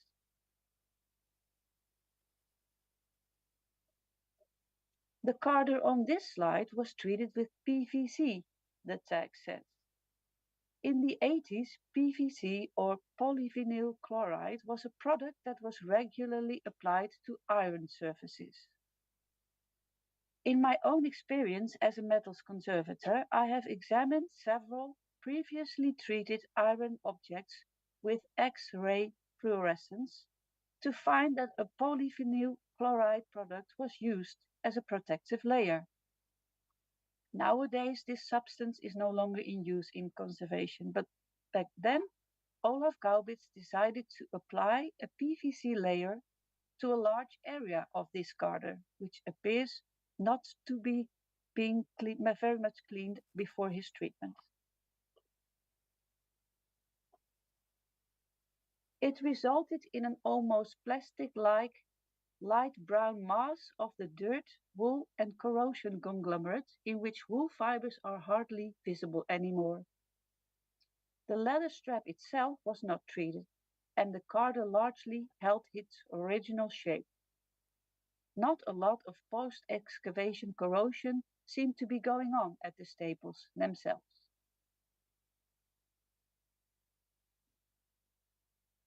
The carder on this slide was treated with Tactile, the label says. Tactile is a valvoline product line commonly used for corrosion protection in several industries, like cars and other vehicles, vessels, offshore, and machines. Gaubitz probably applied this waxy or oily solution to this carder, hoping that it would form a water-repellent layer to prevent corrosion of the staples and drying out of the leather.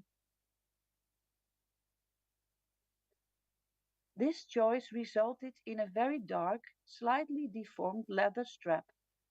The staples were largely covered in superficial post-excavation corrosion at the back, but the dirt, wool, and corrosion conglomerate in between them was quite firm and mostly nice in place, besides a chunk in the corner that was gone.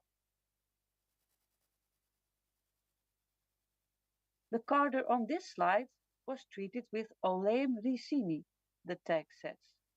In conservation, Oleum ricini, or also known as castor oil, was and still is a product regularly used to treat archaeological finds. Therefore, Olaf Gaubitz decided to use this oil to treat his carder, which appears to be cleaned before treatment. It resulted in a dark, well-preserved leather strap and rims, and a carder that nicely held its original shape. The oil has effectively preserved the wool fibers as well as the iron staples, which do not show many post-excavational corrosion. At the back of the carder, some dense black oily drops were formed. This carder, treated by Olaf Gaubitz in the 1980s, appeared to be in the best condition when compared with the other three, as well with the 13 untreated carders, even after 40 years of keeping it in uncontrolled storage conditions.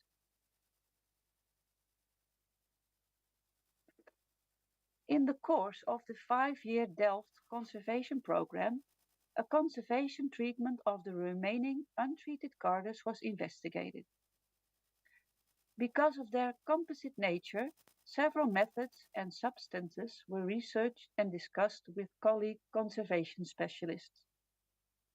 The decision was made to leave 5 carders untreated, therefore applying passive or preventive conservation by controlling their storage conditions, therefore leaving room for development of conservation treatments in the future that possibly better suit these finds. The cardus selected for active conservation treatment showed various damage patterns like crumbling, deformation, cracking, discoloration, corrosion, mold growth, and fractures.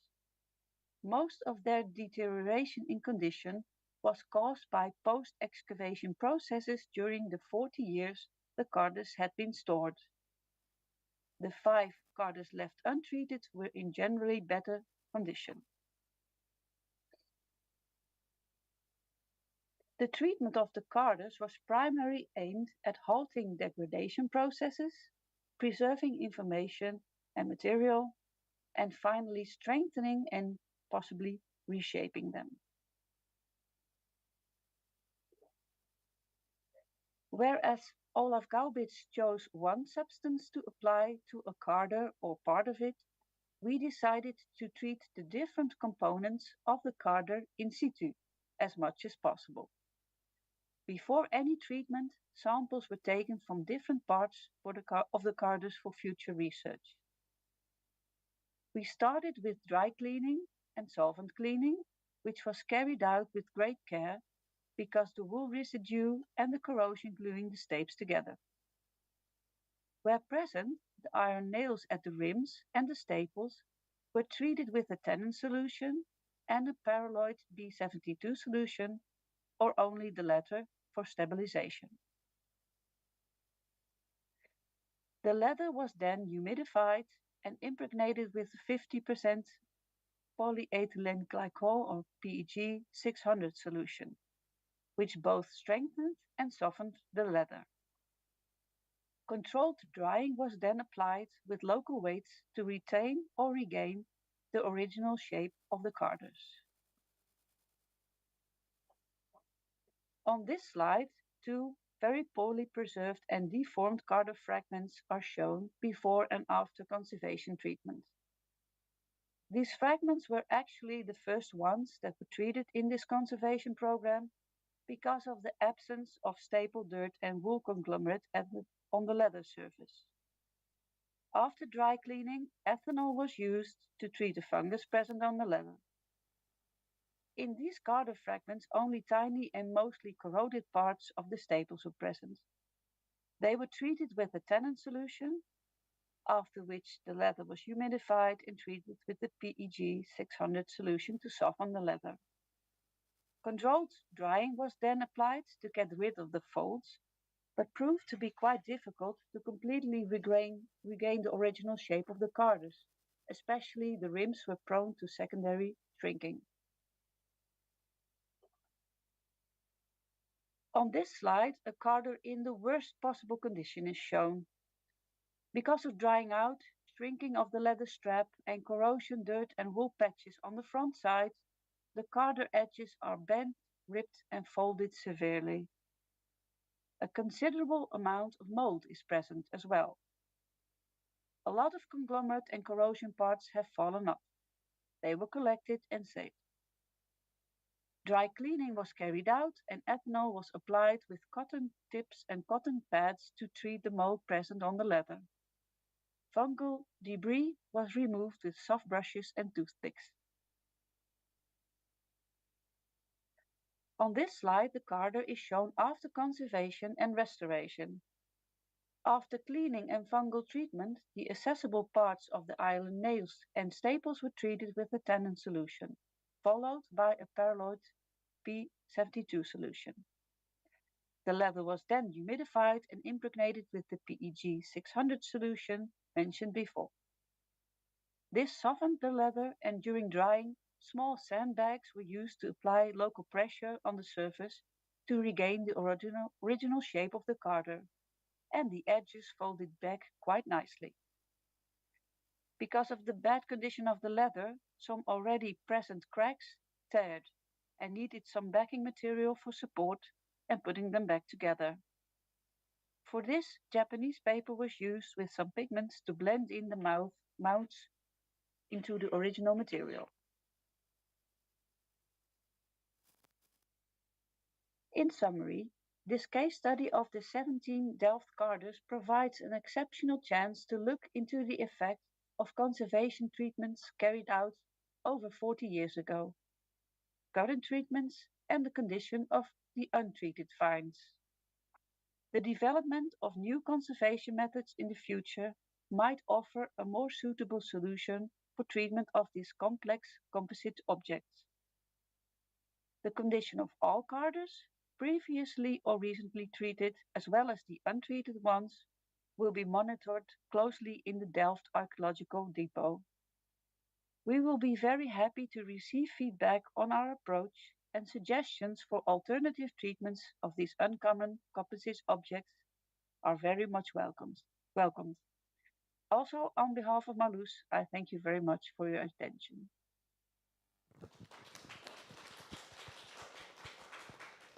Thank you very much. You can stop sharing the presentation. Yep. Let's see. And now I think we have some time for a discussion. So I open the discussion and I think we can start with questions for Gillian, maybe. She was today, in this part of the session, she was the first one. So please.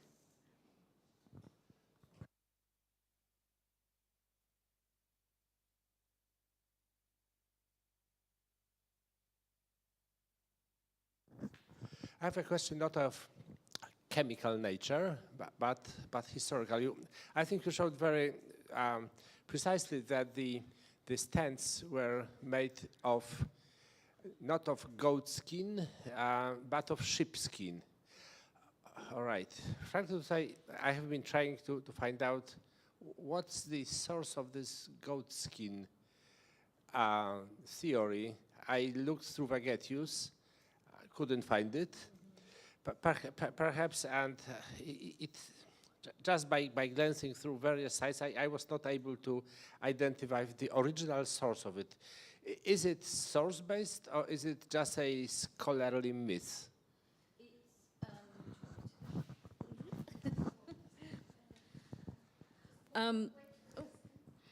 Karin, could you please stop sharing your screen with us?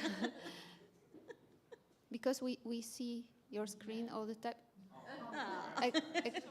Still we see your screen and a nice dog. I'm sorry, I have to remove the dog, yeah, but I'm still helping. Yeah, but it's nice. Yeah, it's so nice. I just got rid of my little button for sharing, so I'm afraid you have to keep looking at my dog now. Okay, that's okay. How do I do that? Zoom icon on the bottom. Do you see the zoom icon? Yeah. On the bottom. So click. Yeah. Like this? No. Yes. Yes. Okay. Yes. Great. Yeah. Thank you very much. Okay. Thank you. Sorry. Back to goat. Yes, it has. It's been published in Vindolanda reports by Carol van Driel. John Peter Wild also published that goat skins, hair were found. Off the top of my head, I can't tell you the publications, but I can email you them afterwards. No, but is it source-based or is it just a myth perpetuated by modern scholars? This theory that the tents were made of sheepskin. Because in Latin, that's not the same word for goat and sheep. I missed the first. Is it source-based? Source. Right, sorry. Or is it just a scholarly myth perpetuated by modern scholars? Ooh, the original, I believe, the original was looking at the grain pattern. So they were comparing the sheep and goat grain patterns, so they could say that was. But it's very difficult. When we had the 6 tents that were going to the British Museum, and 2 of those were cattle, lots of us, we played a game in terms of setting them on the table, looking at them. It was very difficult. Even you would expect the thickness to tell you that it was cattle. They're really very difficult to tell apart. So it's really nice now that we can apply science to sort of go, actually, this is sheep. Yeah. So any other questions for Gillian? Okay, because I have one. I wanted to ask about sampling, because I think ZOMS, the method you are using, is not frequently used in Poland.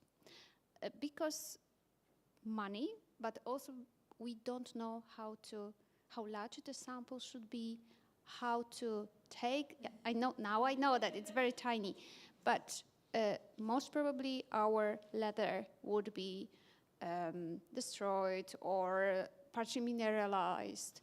Could you tell us a little bit more about the condition, the sampling condition, and how the proper leather sample should look like? Yeah, so my first question with the scrap leather was addressing some of those issues. So we tried to look for what we thought visually looked good leather, delaminated leather and poor leather. We're coming from a wet waterlogged, so we get the same conditions. And I wanted to test if I took samples from the top or the middle, does it give us a different result? But always it's a tiny little sample. We do know that dry leather is a problem. We can't get, from what I haven't dealt with dry leather, but my colleagues who I deal with work with dry leather, they can get it, but it can be very, very difficult. And when I say get it, I mean get the collagen, enough collagen to then extract for the instrument. It is a destructive analysis, but it is tiny. You could get away with at least 1 millimeter of tiny little sample. Obviously, that's still destructive. There is ways to do non-destructive sampling of placing the artifact in a bag, leaving it in the bag for 24 hours and then taking it out the bag and then using that bag for the analysis and washing those. So there is options that have been published out there. Did I get all the question there? I think so. But I guess the clue is that we need this collagen. Yeah. So when we have plenty of mineralized, partially really destroyed leather, that wouldn't be possible. It wouldn't be possible. You would have to clean some of the darker images that I showed of the samples is all the mineral coming out, and that may have probably destroyed the collagen. Okay. So you need more sample, clean up, and get rid. We've been testing, could you estimate before you sample, because it's 2 weeks of extracting and washing and it's expensive, can you check using spectroscopy or near-infrared spectroscopy if there is collagen in there prior to the extractions to save you? Slightly mixed results, because I can sometimes see collagen, but then I don't get it in my proteomics. But that's one of the ways we're trying to cut down on samples that give us a negative result. Okay, thank you very much. Do you have other questions? Just a small remark that in archaeology, to recognize goat and sheep is almost impossible. And we have a lot of, goat/sheep. And that is nothing if you want to recognize the species used in leatherworking. So I think this method is just a revolution in our thinking about economy. I mean here the Middle Ages, not earlier, because from this prehistory we have just tiny, very small pieces and no artifacts like shoes and so on and so on. So thank you very much for this attempt. And I would like to ask you about these tanning agents. Did you recognize some? It was, so we did all our own, we didn't hand, so sorry. We sent it, somebody else did all the prep for us, we got the samples. You can see differences in sort of the modern, in terms of modern vegetable, but as soon as they're buried, the changes in the ground happen very rapidly. So it's very tricky. We are considering what other methods we can do to analytically using mass spectrometry. Can we, because the detection of our systems now is so much better than 10 years ago, can we extract some of those compounds and try to then, currently we can't. I think FTIR is a powerful tool, but it's not going to give us precisely what's in there. Not if it's been buried and that changes have happened.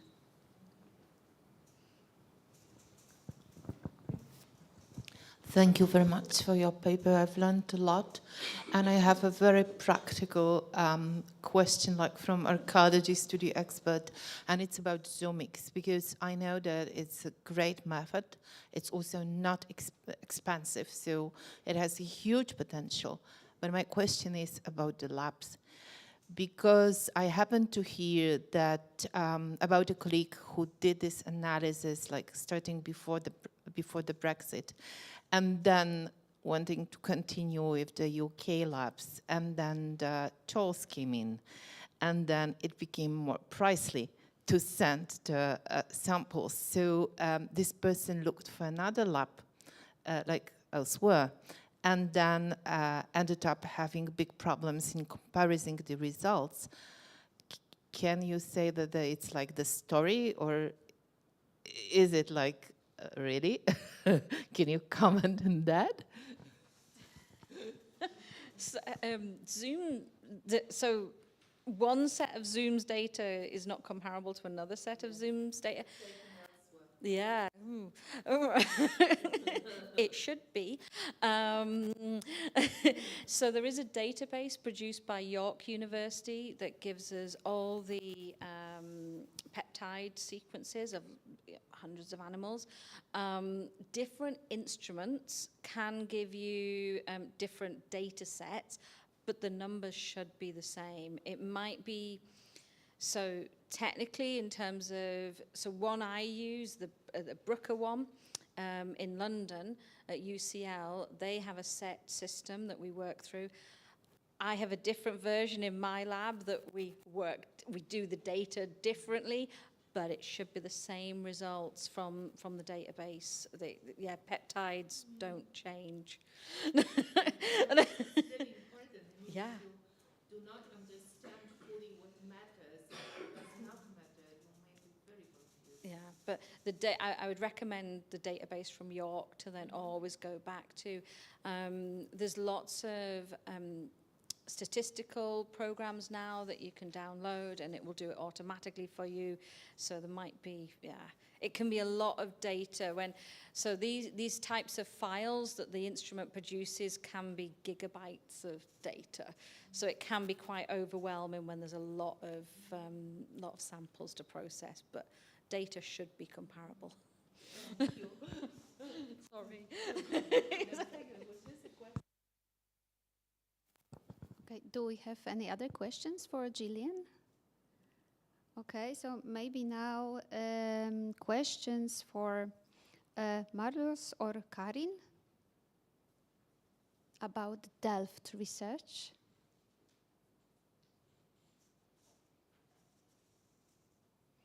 Karin or Marloes, are you with us? Hello, hello. Yes, I am. Yes. Oh, hi, Karin.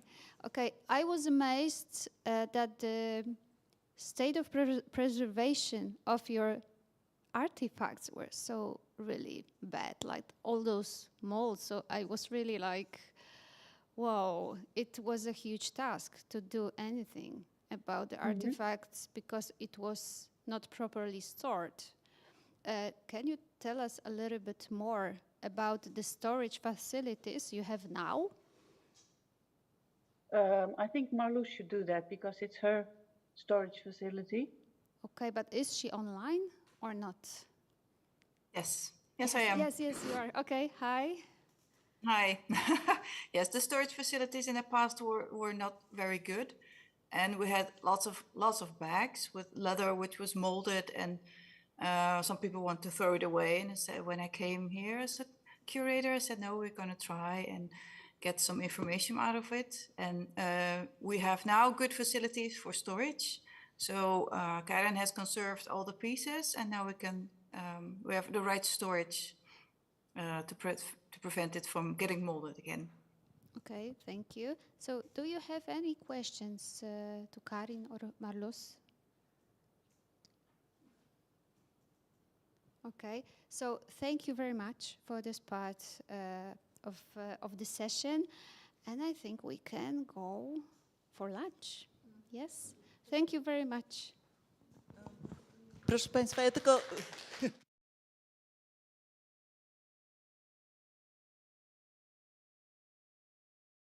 Tylko ciutkę trochę inaczej robimy niż koleżanki, ale na pewno nasza konserwacja skończy się stabilizacją w komorze próżniowej i stabilizacja będzie poprzez suszenie, poprzez zamrażanie, bo to jest najlepsza stabilizacja. Tu dziewczyny połączyły polyglikol, paraloid, mamy metal i skórę. I szczerze mówiąc, polyglikol źle wpływa na metal, przyspiesza rozkład. Więc w tym momencie my absolutnie wtedy nie bierzemy takiej konserwacji pod uwagę. Ale to ja się z dziewczynami skontaktuję już bezpośrednio, bo w pewnym momencie im się to rozpadnie, rozkruszy po prostu, bo w momencie jak metal zacznie ponownie korodować, to po prostu rozwali od środka skórę. Bo to mamy już dość dobrze przez 40 lat w laboratorium przetestowane, więc tutaj po prostu przy złożonych strukturach trzeba naprawdę mocno się zastanawiać, jaką metodę wybieramy do konserwacji. Te zgrzebła są unikatowe w tej chwili na świecie, bo praktycznie ja znalazłam jeszcze tylko 2 w Europie, więc powiedzmy mamy 7 egzemplarzy zgrzebeł w tej chwili, tych XVII-wiecznych w Europie, więc faktycznie trzeba trochę więcej czasu poświęcić. Ale tutaj ta stabilizacja jest w tej chwili właściwie najważniejsza. No i dobranie metody. Ta trochę jest błędna, ale myślę, że ja zauważą w pewnym momencie, że trzeba po prostu zrobić rekonserwację, bo tak przy złożonych zabytkach bywa. Dziękuję. Could somebody please translate it a little bit Okay. into English? Maybe I will try. Małgorzata, she is a specialist in conservation, and she said she has exactly the same artifacts as you. Yes, as you have. And she said she used a different method of conservation, and she will send you email about it because about the PAG. Yes, you had the doubts about the combination in this artifact, leather and the metal. So when you will use the PEG for your artifact, everything will be brittle in a while. So it's in her opinion, it's not a good method.